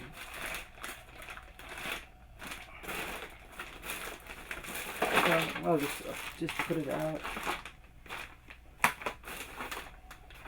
Just various sets of figures that were not produced either by Paint App or otherwise here in the U.S. Then here are more colorful test shots. And what is this? Tiger Force 2003. These are pre-production Tiger Force figures. These are more colorful ones.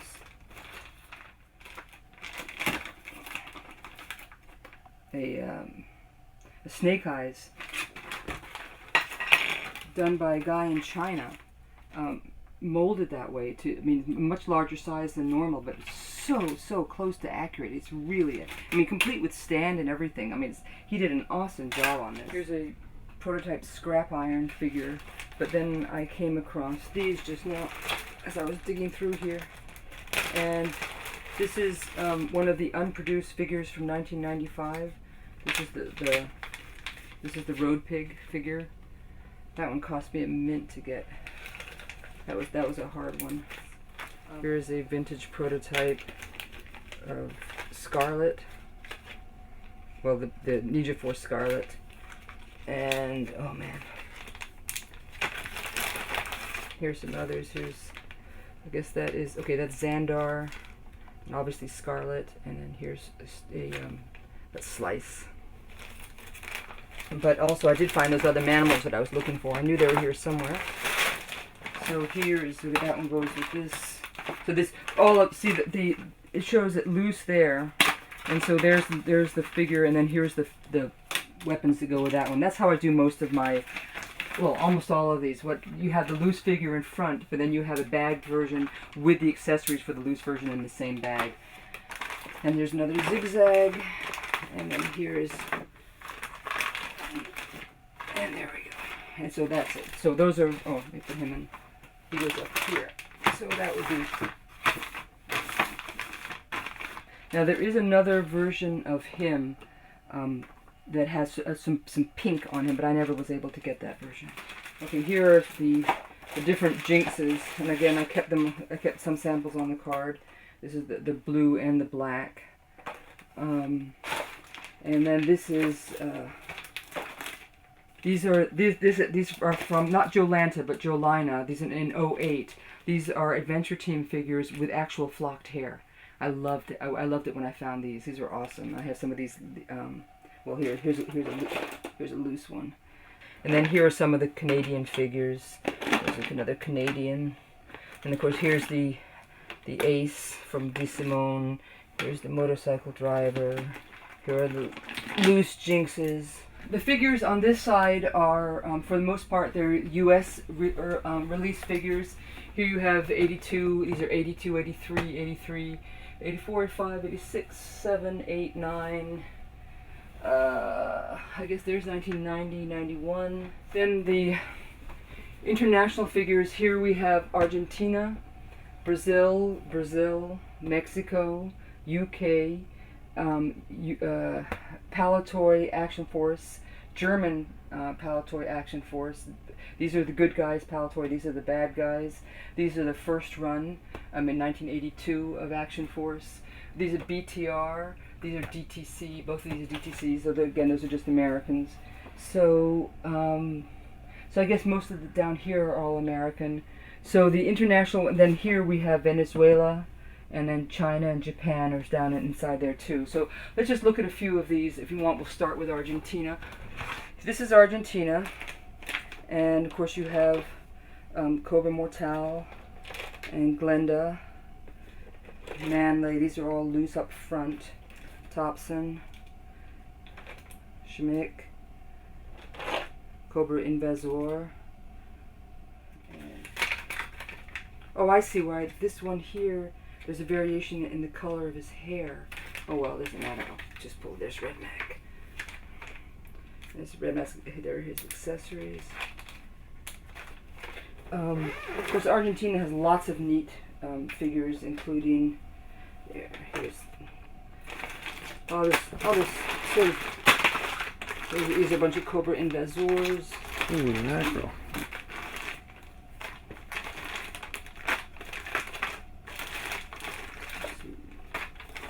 Okay, what I wanted to talk about also was Manley.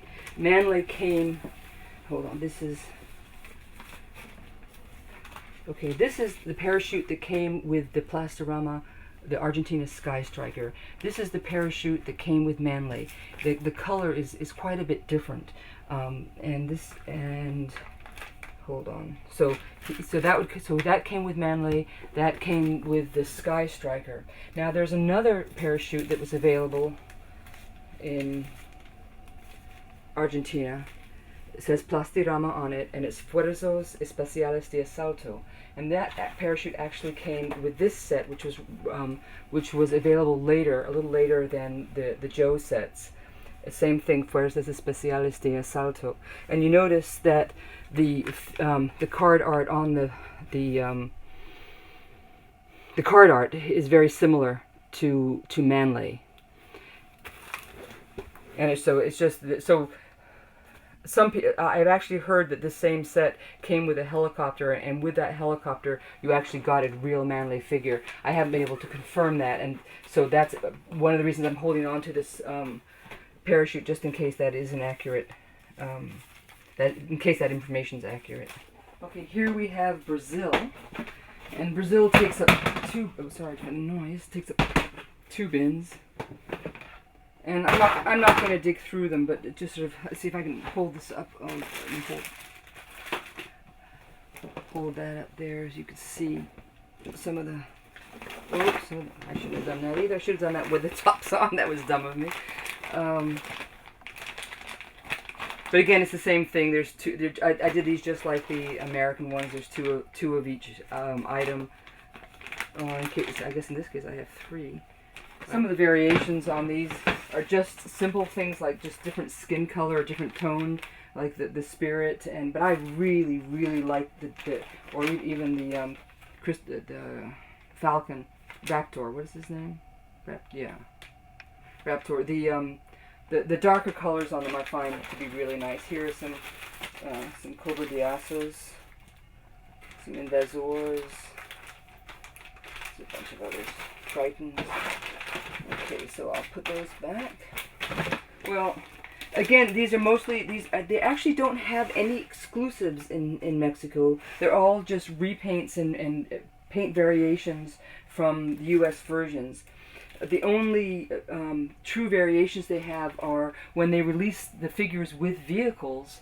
They didn't always release the figure in its original form. For instance, let's say they were going to release Rock and Roll. They might release Rock and Roll, it might be his torso, but then Grunt's arms and somebody else's legs. I mean, they switched them around in fact, I don't think I've ever, maybe that's not true. Rarely have I found a figure with a vehicle that came the way it was originally intended to be. I guess they thought maybe they were making new figures that way. And I guess they were making new figures, and they didn't give the figures any names. These are UK figures. UK figures with Joe bodies. So of course here you do have a lot of variations. You have Gaucho and Jammer. And you have all, of course, the Tiger Force figures, the same as the ones we saw on the wall in my international room. You also have other variations, you know, Steeler with the red helmet, but also later ones from the 90s that came with the figures themselves were for the most part the same, except for the Rock Viper with Rock Viper.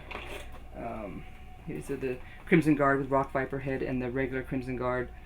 So they were all the same except for this Crimson Guard, except for that they had different firing weapons that were not available, that they didn't have in the U.S. I mean, they were the same weapons, but just recolored for those particular figures. And then, of course, you have Hunter, and here's Blades, and Stalker, and Red Laser. And here's a custom that I did of Baron Ironblood, because in the Action Force comics, Baron Ironblood becomes Cobra Commander. I thought that was a neat way to sort of join the two together.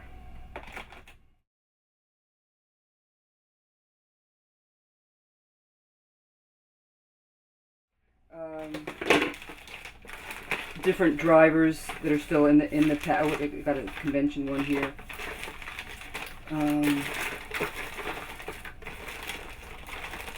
Yeah, these are mostly just different drivers, but for one reason or another.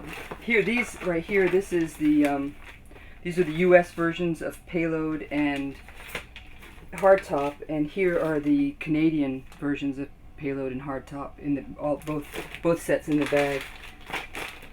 Okay, yeah. So that's 2010 convention. That's 2009. Here is 2008, 2007, 6, 5, 4, 3, 2. So these are all. This is a bank of just figures from the various conventions. And then while we're on conventions, we'll come over here. These are convention figures from earlier years. The pilot and some of the figures that were redone. Moon Dancer, hold on there. See, there's Moon Dancer redone for the convention. There's the Stalker, Snake Eyes. Here's Quarrel. And these are all in their convention form. Okay, so these are all the Palatoy Good Guy Action Force figures. And then, I guess I don't really need to open these up because I mean it's so obvious.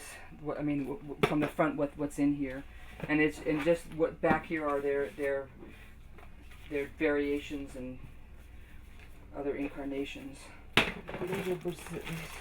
These are from Venezuela. Here is the White Cobra Mortal. Here's a Zap from Venezuela. Rock and Roll from Venezuela. Here's an interesting one. This is a Scarlet figure that I got from a guy in Venezuela. Now, Scarlet is shown on the back of the card back. But also I know some people who say that Scarlet wasn't released. So I don't know, and it's a much different color than the Argentinian one. Here is, okay, this is Mexico, right? Yeah, this is Mexico. Okay, so here's the Mexican Scarlet, the Brazilian Scarlet. Okay, so so this is the, but I have more of these anyway. Let me look. Okay, so this is, okay, let's put these in order. Brazil, Mexico, Argentina, and I believe, because I got it in Venezuela. And see how much browner it is? It's a very different looking figure. So I don't know if it's an Argentina variation or if it is indeed a Venezuelan figure. Right now I'm counting it. I have it with my Venezuelan stuff. That's where I got it, and I'm counting it as a Venezuelan figure. But I still have to verify that. We're gonna try to do Fun School. There's both of these bins here. I'm just gonna pull one of them out just to give you an idea. So on top I have a bunch of the the figures that came with vehicles. We'll pull those off so we can get to what's really here. Okay, so here's Hawk. Oh, I know it'll be easier, I guess. Here's some. These are from Nilco. These are all from these are figures from Egypt.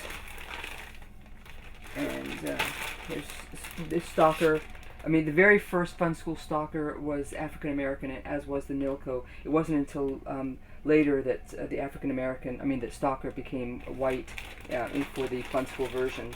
But anyway, so I'll put the Nilco figures aside. And I'll just pull out some here. Okay, here's Rock and Roll. Here's Sergeant Slaughter. Here's the blue and yellow Major Blood. Here's the different lifelines. Okay, here's I won't do the bag stuff. Okay, here's Red Stalker. Here's the Purple Ripper.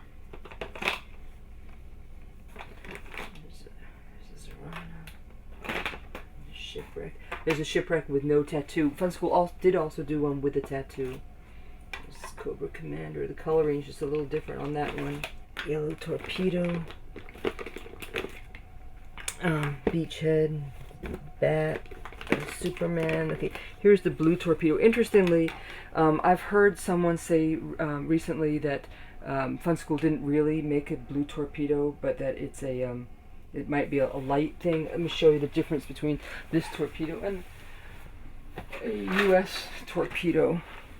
It obviously isn't a big blue. I mean, it's sort of a slate blue, but it definitely is bluer in color than the U.S. version. Here's the Lady J. It's one of the targets. Here's the bat. There are two bats. There's a bat with black elbows and silver elbows. And see if I can find my bats. Oh, here's kind of a neat one. Here's a different gung hos. Here's a gung ho. There's the reverse tattoo one, but there's also one with a powder blue hat instead of a green hat. And then of course the Chuckles, and the Chuckles has a black. Chuckles came with either a brown, in Fun School, dark brown holster or a black holster. These are the snakes, which are different than the U.S. ones. The one that you see the most often. Oh, let me get one that's full here. The one you see most often is for Fun School is that gray. But then there's also a darker gray, and then there's also a slate blue variation. Here is another Fun School one. And this is the slate blue. You can see the difference. It's actually sort of like the blue of that torpedo. Where is it? It's closer to the blue of the well, no, not really. It's sort of in between, but it's different than the darker gray. And so there are 3 different Fun School variations. And the reason I found this out was I had a few snakes that were sealed, but I sort of left them sealed. And then I bought a Nilco snake. The Egyptian one, and I opened it up because I was curious to see if there was a variation, and it was this slate blue. And then it occurred to me, I wonder if any of the other Fun School ones were slate blue, so I opened up boxes until I found a slate blue one. So sure enough, I mean, with Fun School there's always new stuff coming out. Dryhawk Drew, he came up with a bunch of really, really nice brand new pieces recently that no one had ever seen before. And hopefully he'll be showcasing those soon. There's just Fun School. It seems that the excitement never ends. Okay, here's a last pile of bins that I had forgotten to talk about. These bins here are items. They're packaged items from each convention, starting with the convention in the 90s. These are not like the loose ones that are up in my Toyberry. These are to show how they became packaged, as well as mail-aways. For instance, like this is, they're also the loose vehicles. I forgot about that. So here we have, these are mail-aways from the 1980s. So here's, Cobra Commander, here's, Hawk and Clutch and Grand Slam, and this is the later Hawk. And it came as a 2-pack with Iceberg and Ace. Oh, here's another Cobra Commander. And Quick Kick, Ninja Viper, Bazooka. There's this set here. There's a whole bunch. Here's some boxed items. This is G.I.JOE Commander. This is let's see, let me see which version this is. Yeah, okay, that's the Cobra Commander mail away. And it comes with the card. And then this one here, what is this? Oh, this is Major Blood. As Major Blood came as a mail away. And it came in a package like that. And let's see, so I'll put these back in their things in a second. And you just sort of dig down here, you find just a little bit of everything. More Cobra Commanders. Oh, here's another one. This is probably Duke. No, this is the mail-away hooded Cobra Commander. Let's see, what else do we have down here? Here's Star Brigade. No, yeah, Steel Brigade. Star Brigade. And these are mail-away Mission Brazil figures that I didn't even know existed until very recently. Mail-away Ace, Major Blood, Hiss Driver, another Hawk. I don't know why I have a driver in here. That's odd. Oh, I know, because he came as a mail away with Zanzibar Skiff. That's right. And then here are the mini vehicles. Here's the Sergeant Slaughter, the large one. Lifeline, General, Jinx. Here's the different Halo. Strato Viper,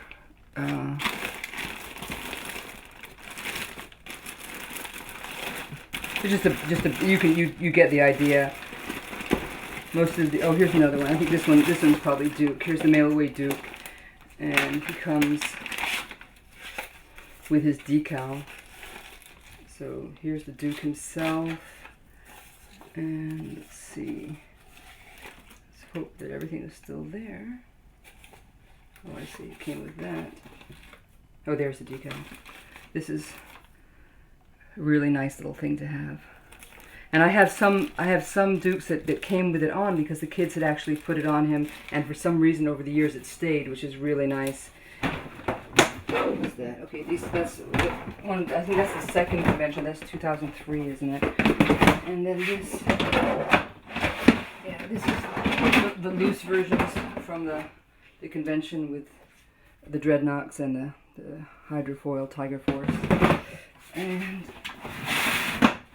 here's what okay, these are all convention items and mail. Oh, here's the mail away. And then here's the G.I. Joe convention one. And this one doesn't have blueprints with it either. How odd. I wonder if they're folded up in there somewhere. And then just also, these are from the FX show. Here's the convention. Oh, it just goes. There's just a bunch of stuff in here. Some really nice items too. I wish we had more time. For people who love chrome, like I do, here's the convention Hiss from the Canadian convention last year.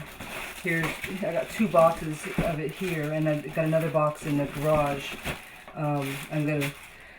They were too expensive to army build, but I still want to have 2 or 3 out in a diorama. I think they're an exceptionally nice vehicle. And in this room here, all these bins here are Playmobil, because Playmobil is some of the coolest stuff for building dioramas and play sets with kids. Here, okay, these are animals.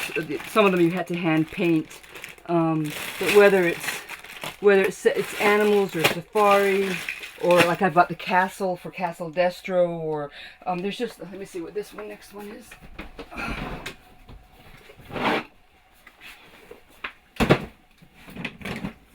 Okay, this, for instance, an army, excuse me, not an army, a hospital setup, a train station. There's all sorts of civilian type scenarios also that you can set up. Here's one of my favorites, the Exxon station, but done as ESSO. So if you, oh wow, and here's construction items, and so if you want to let your Joes be incorporated into civilian life, where a lot of their adventures took place, Playmobil is a great resource, sort of tool building resource to use for building dioramas.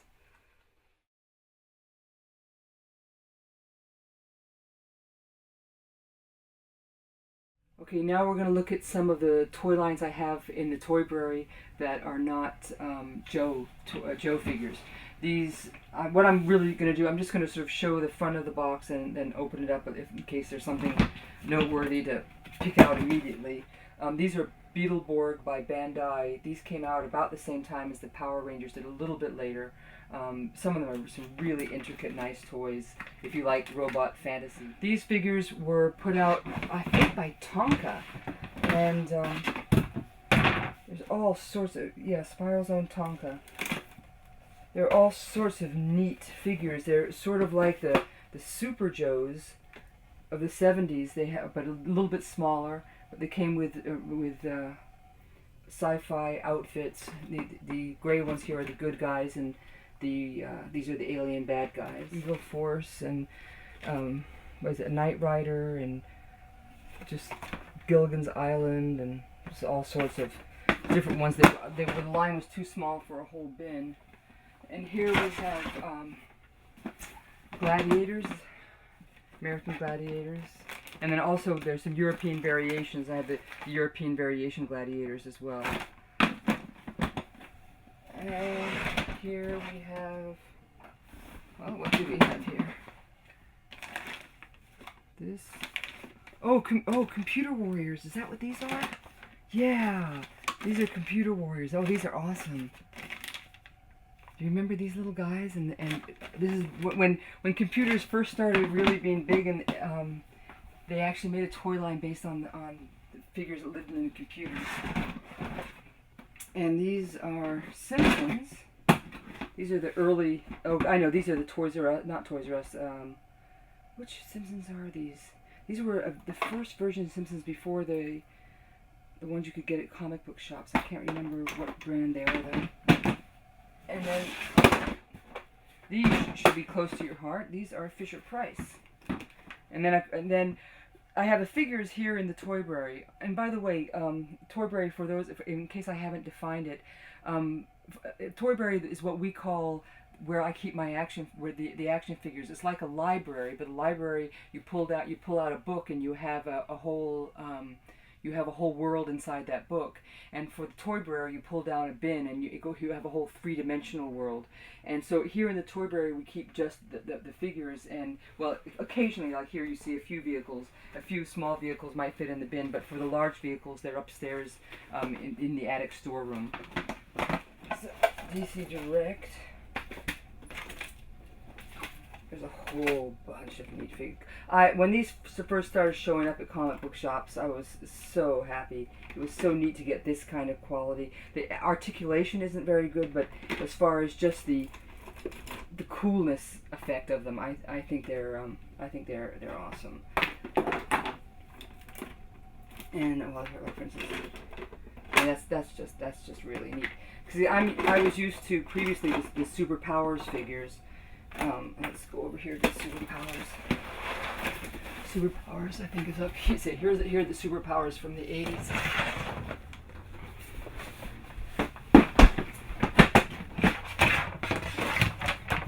So here you have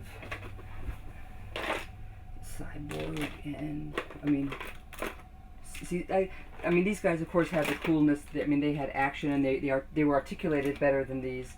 I don't know why these took my fancy so much, because actually in many ways I like these original ones better. But I guess you can see the difference between him and him. There's a coolness about this, but then there's a play value about this guy that's just, well, his wings even flap. And so I have all of these, and like the others, I have the accessories for the loose ones are with the bagged ones in the back. These are Super Amigos. They also made them in South America as well. Okay, then this is Indiana Jones. Of course, you can just see that. I guess I don't really need to open it. You can just see what's inside it. Okay, yeah, this is all Indiana Jones stuff. And Beetlejuice.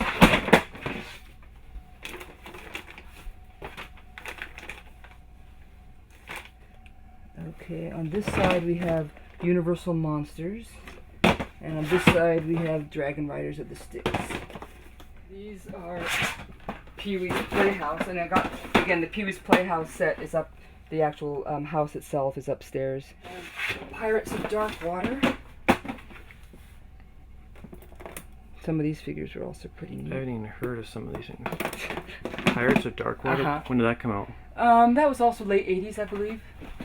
We have gargoyles. And wow, this brings back memories. These are also toys that the kids played with an awful lot. Gargoyles are neat. These are neat figures. It's a neat cartoon. Okay, that's gargoyles. Okay, these are Crystar. Okay, so here's Crystar, and lots of neat sets. These are fun to play with. Lots of, and they're the dragon. Where's the dragon? There's my dragon. I was really proud. I'm really happy I was able to get him and get him mint. With Buck Rogers and okay, here's a black hole. This one's Old Bob. And here is I guess this is Star. These were released in Italy. This is released in the US. And then here they are. Okay, here's in humanoid. I don't have his cape. I wish I did. If anybody has a humanoid cape, there's Star loose. Well, that you can see the rest of his. Is that Vincent? Yeah, this is Vincent, and that's Old Bob. And then Buck Rogers, along with their spaceships. This is the Buck Rogers spaceship. This is the Black Hole spaceship. And of course, another one here, the different one. Cars and the robots and. Yeah, if the vehicles were small enough to fit in here comfortably, I generally put them in. But so many of the vehicles and playsets were too big to be in the toyberry at all. Okay, it looks like Police Academy.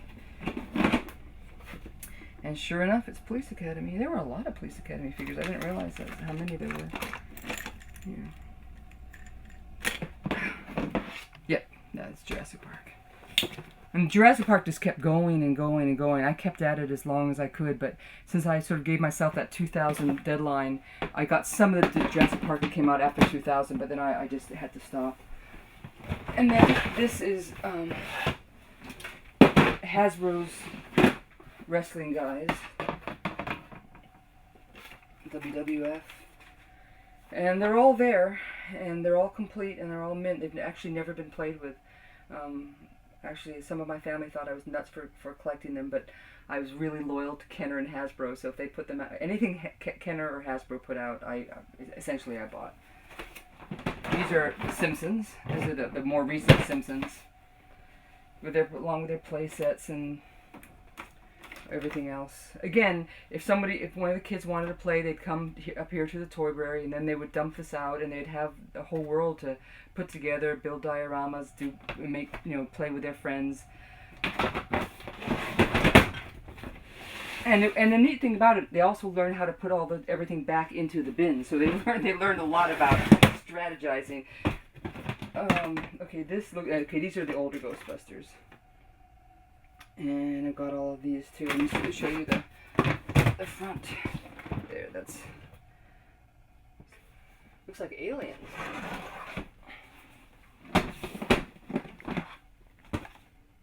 Yeah, these are aliens. These are definitely aliens. And this looks like just one of those independent ones. It's the Alfred E. Newman Mad Magazine, Spy vs. Spy, Sandman, DC Direct. So yes, Spy vs. Spy and I guess Sandman figures. Interesting. What a strange combination. Okay. I don't know what I was thinking when I did that. Robin Hood, I think, is a really sadly undervalued set of figures. These were awesome. They did just an unbelievably good job with these figures for the period that they were made. Good outfits, good likenesses of the characters. Oh, I also have some, looks like old Lord of the Ring figures in here. Oh, I guess the kids play with Lord of the Rings. Here's Gollum and the old Knickerbocker ones with Robin Hood. And some of the play sets with Robin Hood were really awesome too. These are more Jurassic Park. This is Jurassic Park Chaos Effect. So this is, yeah, where some nuclear thing went off or whatever and sort of made them brightly colored. Brightly colored dinosaurs. What every kid needs. Okay, this is an assortment of different ones. Everything from Stingray and Terrahawk. Some of these are from, these Terrahawks are from UK. And also have some, see the space, what is it? Space 1999 or 2009. I can't remember the name of it now. Space 1999. It's from that set there, which is actually that set, that Space 1999, that marks my debut on eBay. That's the first thing I ever bought on eBay was that set. And I almost regret that I ever discovered eBay, although part of me loves the fact that I did. And so here's, let's see, Tonka's Metal Men. Here's more Space 1999 figures. And this goes with Metal Man. There's some cool robots. There's just an assortment of different figures from the, I guess, late 70s and 80s. Here's some of the metal figures. A-Team and Sylvester Stallone, Rocky. Oh, it looks like we also have animals. What are the animals from? I know we have all the A-Team figures. So there's, and then, oh, this is what Steve Irwin is that? No, Steve. What's the guy's name? See, crikey, the Crocodile Hunter. Steve Irwin, that is his name. This was Steve Irwin's series. That's what all these animals are from. Okay, and then there was the Rocky series and the guys that he fought. And then this was from another Sylvester Stallone movie. I like Sylvester Stallone a lot. He's one of my heroes. Okay, up here on this bookcase we have mostly Batman figures. So here it's the Kenner Batman. So here we got these all Batman, and of course the various incarnations of Batman as well. Here we have Air Raiders. Of course the Air Raider vehicles are upstairs, but here are the figures. And then this looks like, oh, what's that movie? Wild Wild West. These are mask figures. This line right here was also an independent line done by Drastic Plastic. Just really, really awesome aliens. Again, this was an independent company making toys early on. Actually, I think these was actually even before McFarlane was making them. And here you have, okay, these are, okay, here's Visionaries. Oh, wow, why are Visionaries over here? I need to make them in a better place. And we have all the Visionary vehicles upstairs. In fact, we actually have Visionaries on the wall too, still carded. The early Toy Biz Superman and Batman DC figures. Then most of these are Marvel.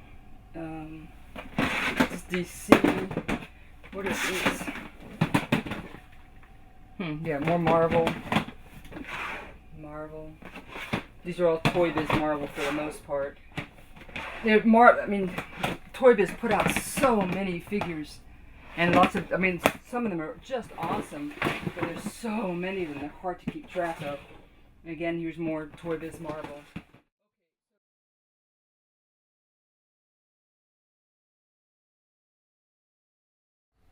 Okay, so here we have mostly Toy Biz Marvel. This is Toy Biz Marvel. There's Venom. This is Toy Biz. This is more Marvel. Here too. This is Ninja Turtles. More Toy Biz Marvel, and all the way on down. And then on this side here, we have again. Can you catch that in there? Is it more Marvel at the top? There's Wolverine. There's more, and here's more. These are all in bins by specific sets. And then here's more Marvel. They both are all the way until the very bottom where we get to the Bone Age. Okay, so here we have Bone Age. Bone Age was made by Kenner. You pop pieces on and off, and you can make regular dinosaurs like the Tyrannosaurus, the Brontosaurus, whatever, or you could make your own. You could use your imagination to make any kind of dinosaur you wanted. And this was, again, these were toys that the kids played with an awful lot. I'm really happy that they made Bone Age. That was a neat series. Then back here I noticed some other items that I wanted to pull out. Here are the Ninja Turtles. So the Ninja Turtles we saw before, those were the ones the kids played with. These are the ones I tried to keep whole and together and with all of their parts. And there she blows. Because one of the reasons, I don't know if I made this clear, what I was trying to do with action figures was, when I was collecting these, I didn't realize that there were other people collecting them. I guess I should have known, but I didn't have a community of people. Of course, the internet didn't exist back then. And so what I was trying to do, I thought action figures were so awesome, is I was trying to sort of gather together all of the major lines from 1975 to 2000. I wanted to do the last quarter century of action figures, just so there would be, so that someone would preserve them for posterity, for history, for whatever. I just thought they were so awesome and so cool that they deserved to be preserved, and that was my goal. That's what I tried hard to do, and that's why there are some lines here that the kids actually did not play with. Most of them they did, some they didn't. But the idea was to make sure that at least somewhere somebody had these figures for future generations to know about and enjoy. This first one I'm not gonna. These are just these are X-Men Space Riders or something. Yeah, X-Men Space Riders. Then these here, these are Centurions, and Centurions. This is probably one of the lines that my son and his friends played with the most of the smaller lines. I mean, Centurions, we even got sometimes several of the same figure because you could do so many different things with them. These are good. These are good toys. There's some toys here that I can't say that about, but Centurions I sure can. And then in here, these are, this is Terminator. So these are all different incarnations of Terminator as he came up, all through Kenner though. These are all Kenner Terminators. Oh well, actually that's not true. Here's a little one from Toy Island that I must have thrown in. But for the most part, these are all Kenner Terminators. And then this here, these are Thundercats. And let's see, what do I have? Okay, these are Thundercat. These are some accessories. And what does this go to? Looks like it goes to one of the Thundercat play sets.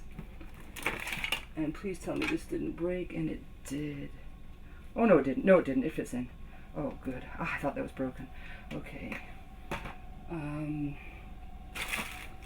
Then okay. Well, all of the original series of Thundercats are in here. Of course, the Mad Bubbler, I was never able to find the Mad Bubbler. I'm not even sure. Oh, here are I think these are called Burbills or something. Let's see. Oh, this is what I think I was looking for. I like the kids. Okay, here we have, up there we have Rocks and Bugs. Here's Xena. Here, this is Jurassic Park. Here's Aliens. Here's Predator. I think, what did we say? It was something Earth? Battlefield Earth. Here we have Karate Kid. And these are Sky Commanders. And these are, oh, what were they called? They came out at the same time Ninja Turtles came out. That I can't believe. I should know those. Eco something or whatever. And then this is Earthworm Jim. This is really neat. If we have time later, this is actually an old one that you should hear it talk. It's just, this is if I had to save one thing, this might be the thing I would choose to save. Okay, then we have, let's see, up there, I can't see from here what it is. There we have Filmation Ghostbusters. Here's Silverhawks, Bucky O'Hare, the newer Voltron. And then this looks like Johnny Quest. It's Cops. This looks like the smaller ones of Toy Story. And then this here looks like what? So these are those no? Are they Exo Squad? Oh yeah, they are. I think they are Exo Squad. Okay, so the Exo Squad that we saw earlier today, those were the. Remember, I keep sometimes in some of the lines I have them in the plastic, and then I have a second loose set. This is the loose set, and then these are. You should know about this. You're into hockey. These are okay. Well, even here we have Mighty Ducks. These are the hockey figures, but all ducks. Okay, let me put these back.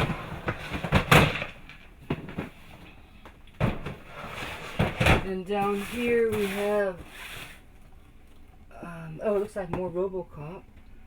And then these are Battlestar Galactica.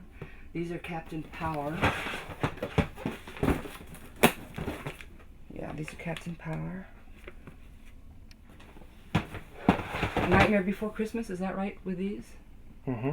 And then these are, oh, darn. I should know his name. What are these guys' names? Black Star. These are Black Star. That's what this line is. And then this is the line of Inhumanoids, and this is Tiger Sharks. Yeah, it's Tiger Sharks. And this is you should know his name. The blue guy. Tick. Yeah, the Tick, and Assorted Friends. And then this is the Mars movie. Mars Attacks. Mars Attacks. I'm so glad you're here because my brain is just fried. And then up higher here we have, there's Flash Gordon and they're not the humanoids, but they're the Infaceables. That's what those are. And then these also look more like mask figures. Here we have some of the, I guess in the late 90s they redid a whole bunch of the figures in sort of the 9-inch scale, where everything from Gilligan's Island to Battlestar Galactica to Star Trek to you name it, and I try to pick those up. Those figures are Dune, and then these figures here. Oh wait a minute, aren't those the Infaceables? If these, then I was wrong about the others. Let me just take a look. Oh, these Supernaturals. So the others were Infaceables, and these are the Supernaturals. Okay. I'm glad I kept some of these card backs with them. I have all of the packaging for them, for every figure in here, in the garage. And I've tried to make notebooks out of. Some of them I already have made notebooks. Okay, so here we have all the Masters of the Universe. This was my older son's very, very first and favorite line. This is the line that actually caused me to start collecting action figures. And then this is Star Trek. Here we have Zorro. Here we have Godzilla. And this one I can't remember. I could open it up. And I remember it's a robot line, but I can't remember the name of it. And this one here.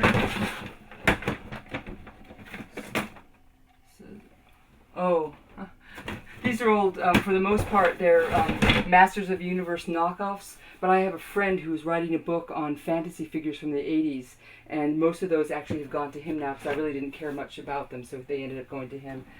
Here's Clash of the Titans. And then here we have more Star Trek. Here's Crash Dummies.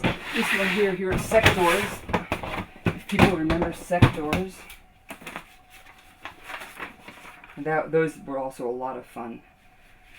Did you ever play with these? Do you remember these figures? These ring a bell, but I don't think I ever had them.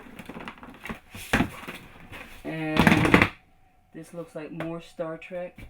And then down here we have Ninja Turtles.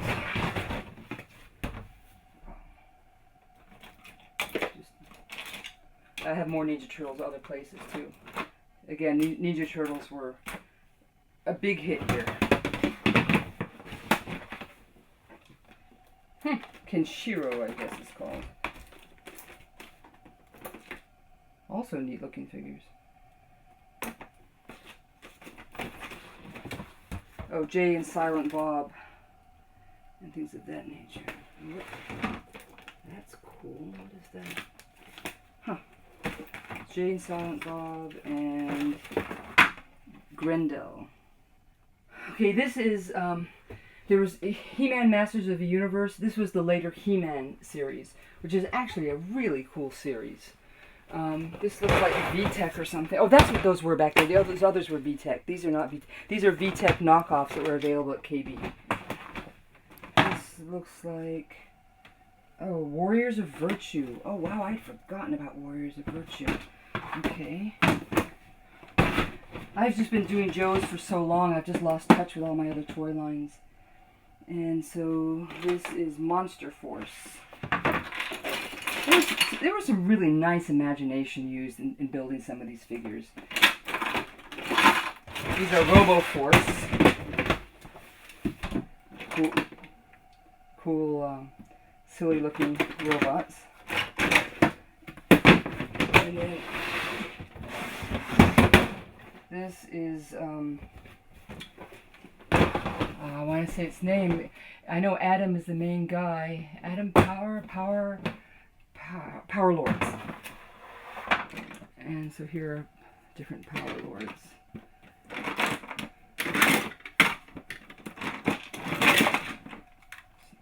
If you're into monsters and aliens, then you'll enjoy these. These are some more of the Independents.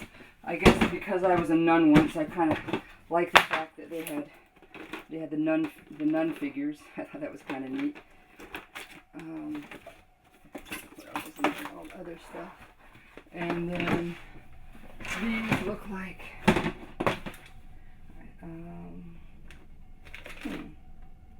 what line is this? Do you recognize these? Oh, Flash Gordon. More recent Flash Gordon figures, I guess from the 90s. And then this is the Sequest. Was that the name of this one? I think these were called Sequest. Then here we have Dick Tracy, including the blank. And here's Doctor Who.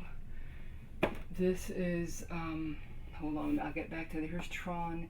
Here's Robotech. Let's see if I have the name of this guy in here somewhere. Because these were fun to collect. And these actually came on special. They had collector edition card backs as well. Ultra Force. Yeah, the regular card backs had sort of a white background, and the Chase figures had a black background. These are Ultra Force. And okay, yeah, we did all that. And this is not Terminator, but it was, what was it? Oh, Last Action Hero. Yes, Last Action Hero. Thank you. And then again, I forgot again the name of these. You reminded me the other day.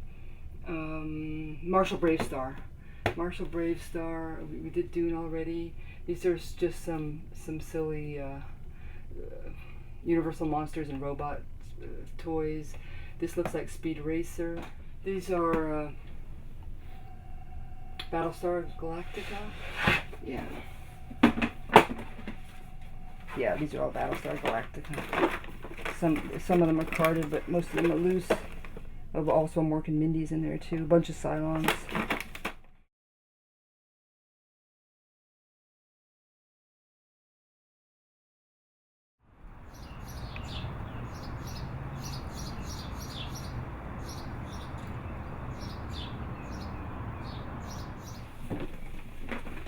And here we have Swamp Thing.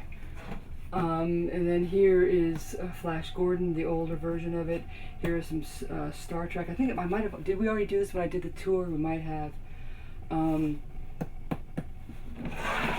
These are neat. These are Lords of Light and Animax figures.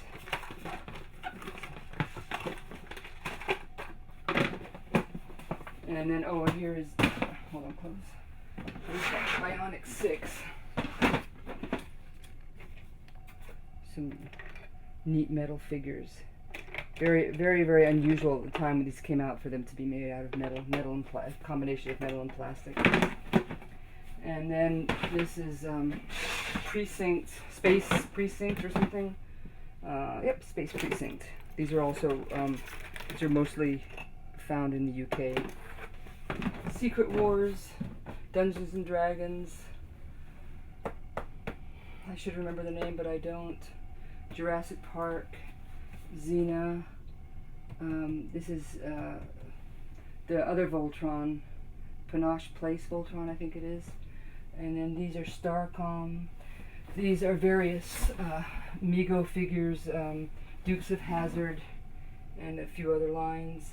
Here we have things like MASH and Love Boat and Chips. And so, again, sort of some of the older figure lines put together. And at the very bottom here, man, I don't recognize it. I see a... What on earth? Oh! Beast Wars! Those are Beast Wars. What were they called? Do you remember what they named? Made by Playmates. Oh, there's a... And they're a neat dinosaur range. I can't remember their name. And then we have Planet Captain... What? Planet Power? Captain Planet. There's Captain Planet and his buddies. Oh yeah, this is Highlander and Highlanders. They're Highlander figures. And then here we have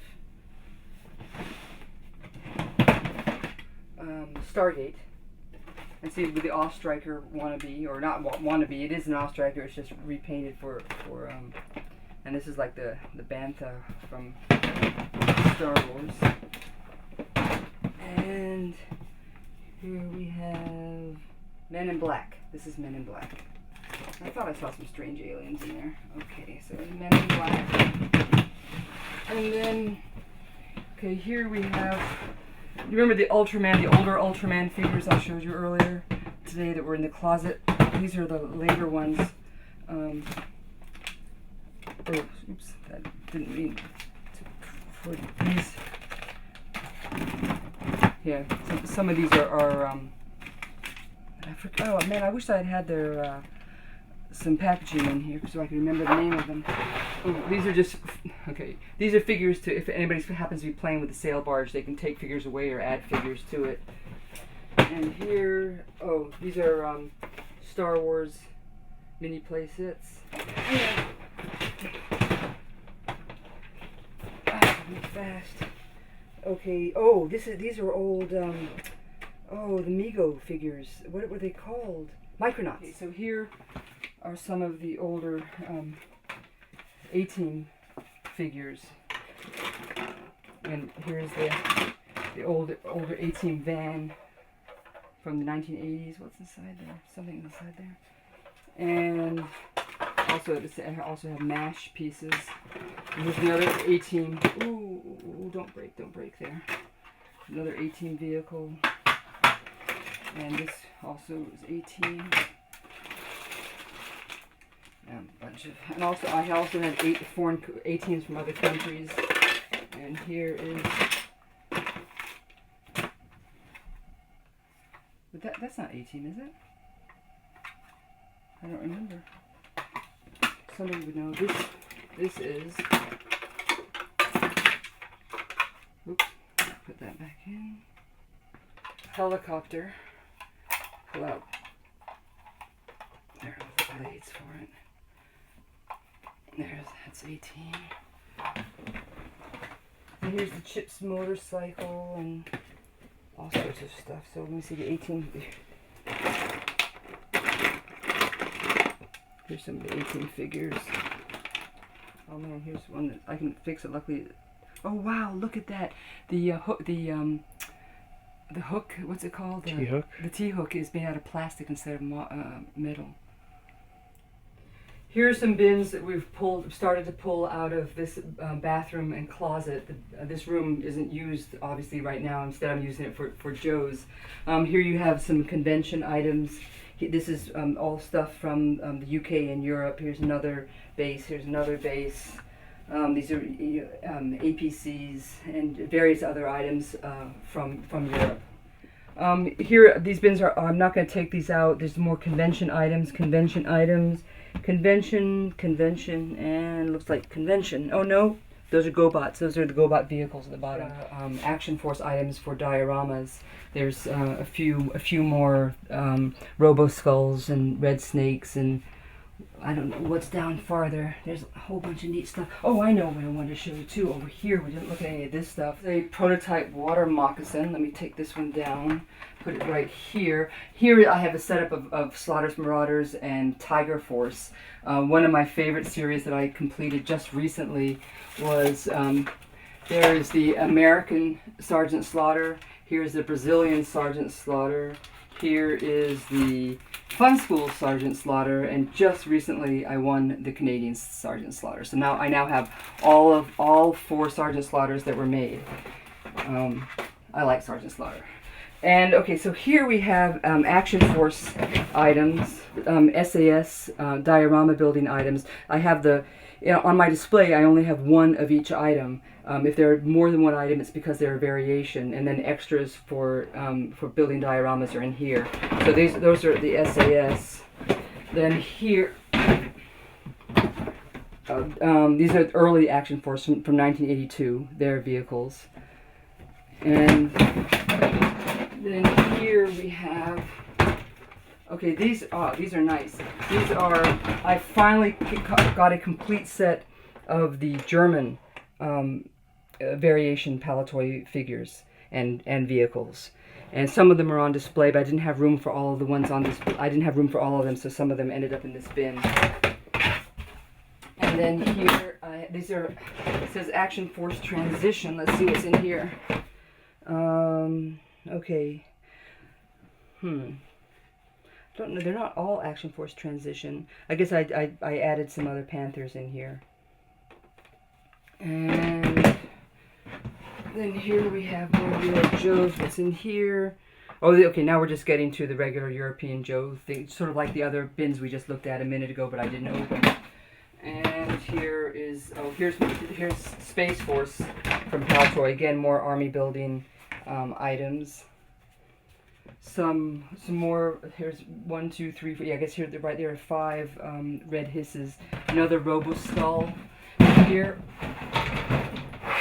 We have some more Robo Skulls, some more red hisses, some more shadow tracks.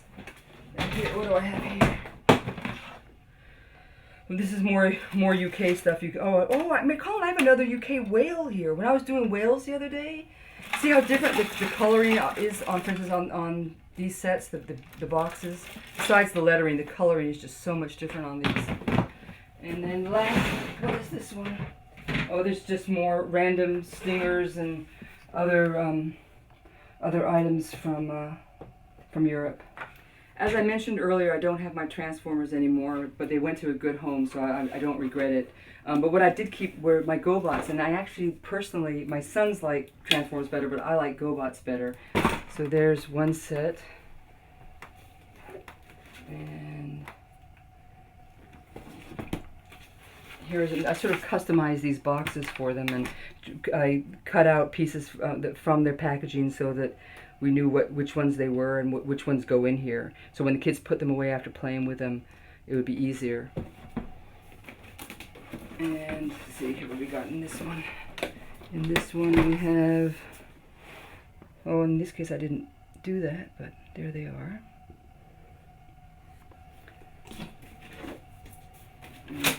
Oops, here are some more.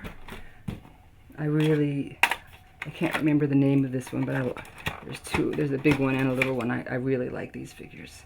There we go, see. It's interesting that Transformers looked better, in my opinion, as a Transformer rather than as a vehicle, whereas GoBots look better as vehicles rather than as robots. But they marketed them. They marketed them in the opposite way. Transformers in the box were in their vehicle form, but they actually turned into really cool robots, whereas GoBots, for the most part, had in the package in their robot form, which was not as nice as and they transform into really cool vehicles. So they sort of, in my opinion, they did it backwards, both companies. So here are more GoBots.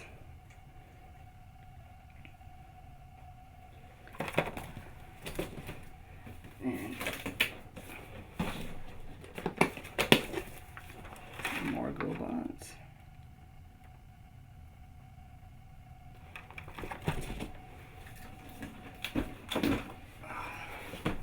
Is this going to get too high for you? Do you want me to? There's more. For some reason, I put all their accessories in here. It's going to be hard. I'll never know. I have to. Hopefully, someone's written a book on GoBots. And then here, oh, the very first one we saw was the good guy armored. What's this? Armored road power warrior setup, and this is the grungy, the bad guy one. And then here, last but not least, the Rock Lords. And there's some of them. And they also transform into really neat robots. Well, no, I shouldn't say really neat robots. I should say fun. They're fun. They're not. There's more Rock Lords. So their transform state is just a rock? Uh-huh. They're part of the GoBot line. Interesting. Yeah, somebody came up and said, let's just do a bunch of rocks and have them transform into robots. And then this is another set of Bionic 6.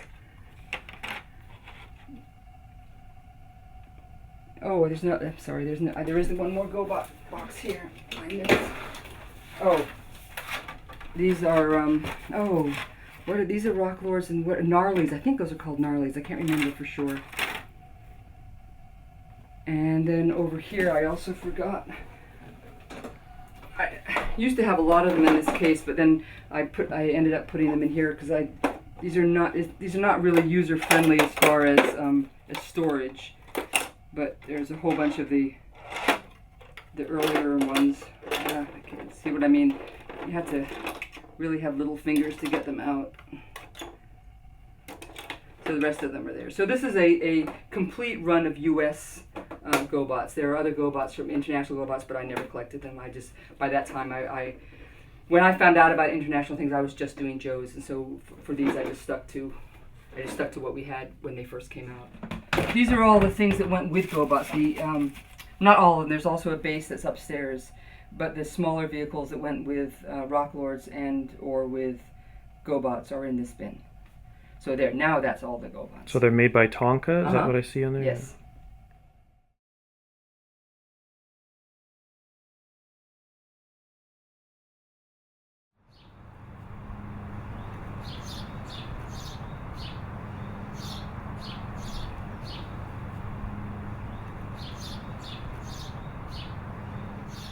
Here is a Brazilian falcon from Estrela. I'll put that over here. And what I'm trying to get to, here's some items extra items from Canada. I'm not gonna open these. These are from Mexico.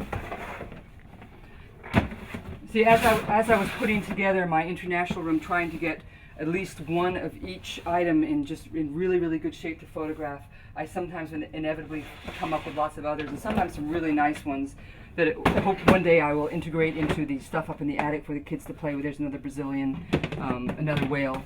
Remember we were talking about how many whales? There's another one, and we'll find some more here. There's some more Mexico, and this is Mexico. I think these are probably maulers. Yeah, these are Mexican maulers. And okay, I don't know if you know, the Brazilian mauler doesn't have any battery power to it. It's completely hollow inside. But the Mexican mauler did have operation. And then, okay, this is also Mexico. So now, what I wanted to show you were some things in this. Here I have items from Korea and China, as far as boxed items. Most of them will bear this, essentially is a sticker that they put over. But I have a few other items that I keep in here for whatever reason. And one of them is, this is the U.S.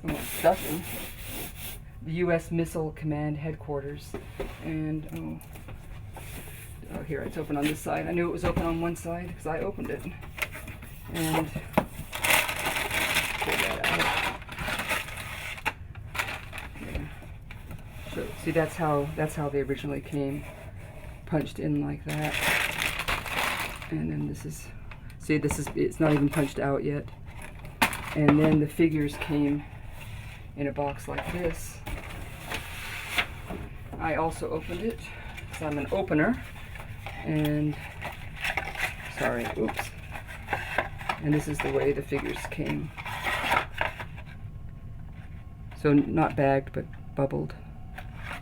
Although they did release it for 2 years, and it's very likely that the second release may have had bubbled figures. May have had bagged figures. And of course, it came with either of the Cobra Commanders. It came with both. This one here is a Mickey Mouse, and then over here is the Canadian one. So the same thing, but just from Canada. Here is this is the Brazilian Viper glider, and this one's never been opened. It still has the cellophane around it. There were lots of variations with the driver for the Argentinian glider. So there's some of these downstairs that you might have noticed in the display, and then some others. In fact, I marked each one what.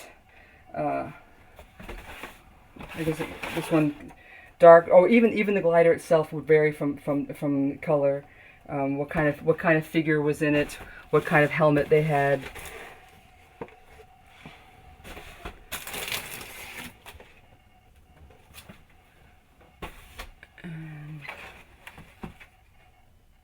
Okay, here's one thing I wanted to do on video because I can't do it on a book. This can only be done on video. The box is terrible, but that's how it came. And listen to this. It's in Spanish. This was the Thunderwing as it was sold in Mexico.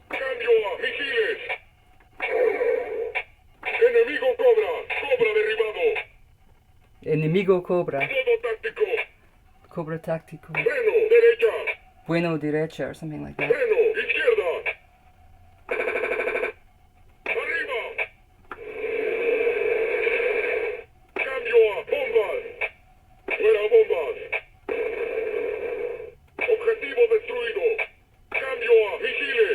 Anyway, so it's cool. It's actually in Spanish. I love it when the talking things are in different languages. I think that's neat.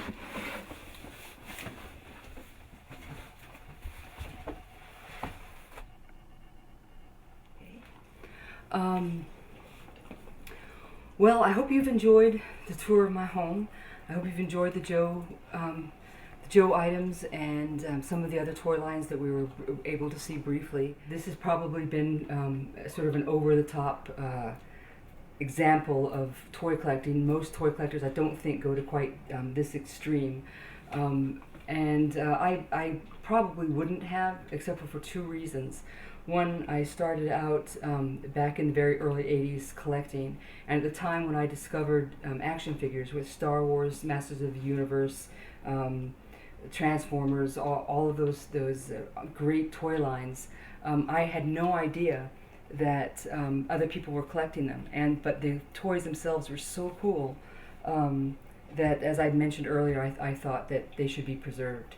And also another thing that I noticed is that some people, when they would come over, would see that I had a lot of toys and the boys had a lot of toys to play with, and I guess they thought that because there was so much, although there wasn't this much, but there still was a lot, that they would sort of lack imagination, sort of like the toy lines themselves, the stories from the toy lines would sort of usurp their own individuality of imagination, and also that maybe they would even end up being spoiled.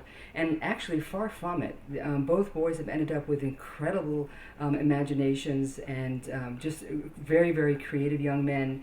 And they're also some of the least spoiled kids I've ever met. They're both hardworking. In fact, one of my sons is just almost to the point of being Spartan. And it's not necessarily a sense of rejecting the toys that he had, but it's just that his focus is on work. He's an academic right now. He's working on his PhD in neuroscience, and it's on doing something for the community, for the world, and really taking his role as a human being very, very seriously, and to really contribute to the community, as well as my younger son Colin, who has now joined the Army and is dedicating his life to a life of service for the community, for the nation. And so I'm very, very proud of both boys, and their playing with toys, I think, added a lot to their childhood and a lot to their development of the people that they are today. So anyway, I didn't mean to get into something so philosophic as that, but again, I hope you enjoyed the tour, and if you have any comments I first of all, please know that I know I made some mistakes. Some of these toy lines I haven't looked at in 10 or 15 years, and so please be as gentle with me and as patient with me as you can be, as far as forgiving for the mistakes that I did make. But please feel free also to send me any information.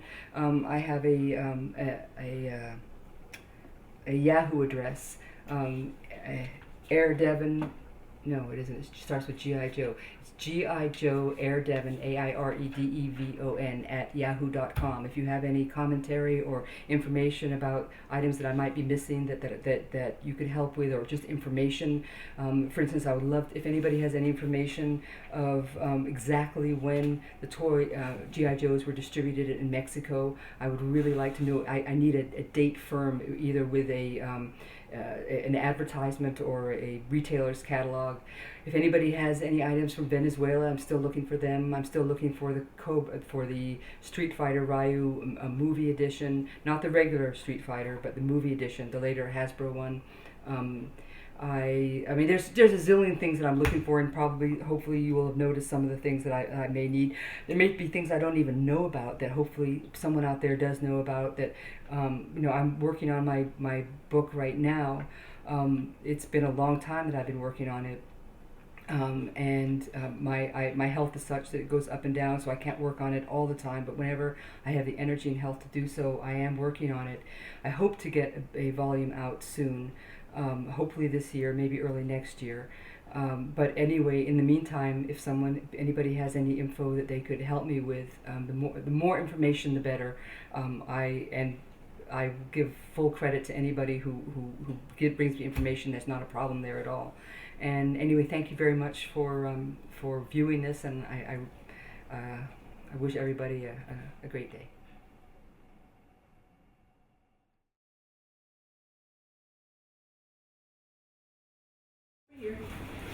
In front. Good. Puppies, yes. Calvin, give Kiva a hug. Nice hug, yes. In front. Kiva in front. Calvin, come closer. Thank you. Give her a hug. Nice hug. Good boy. Paw down. Kiva, give him a hug. Good girl. Yes. Paw down. Good girl. Sit. Good. Puppies. Guys, center forward. Yeah. Okay. Okay. In front. By my side. Yes, very nice. In front again. Okay, drop. Stretch out. Yes. Drop again. Oh, no, Cal, drop. Drop. Good girl. Kiva, drop. Okay, roll over. Oh, sorry, buddy. It's sorry. Good puppy. Sit. Yes. Caledon, stay. Kiva, arms. Good girl. Down. Okay. Caledon, arms. Good boy. Yes, good kiss. Good kiss. Thank you. Come over here. Come on back. Come. Sit. Okay. I want you guys to pretend you're a little dog. A little dog. Yes, just a little dog. Go, Kiva, little dog. No, Kiva. Little dog. Good girl. Calvin, little dog. Okay, now big dogs. Yes, big dogs. There you go. Cal. Oh, no. Come on. Come on back over here. Good boy. Okay, come on. Big dog. Big. Okay, down. Down, girl. Good girl. Okay, Cal, sit. Kiva, stay. Calvin, arms. I'm not through. Sorry, you did it. But thank you. You ignored my voice and did my signal. Come on back, guy. Come on. Come on. Sit. Okay, Kiva, sit. Okay, stay. Kiva, pounce. Good, pounce. Nice, pounce. Sit. No, good. Okay, sit. Okay, bark. Bark. Good. Good. No barking. No barking. Okay, high five. Good boy. High five. Good girl. High 10. High 10. Thank you. Sit. Three Musketeers. Yes, Three Musketeers. Sit. Okay, are we forgetting anything? I'm sure we're forgetting something. You guys can do so many things. You're so awesome. I love you. Yeah. Oh, here, give mom a hug. Yeah, nice hug. Good puppies. Good puppies. There. How's that? Good.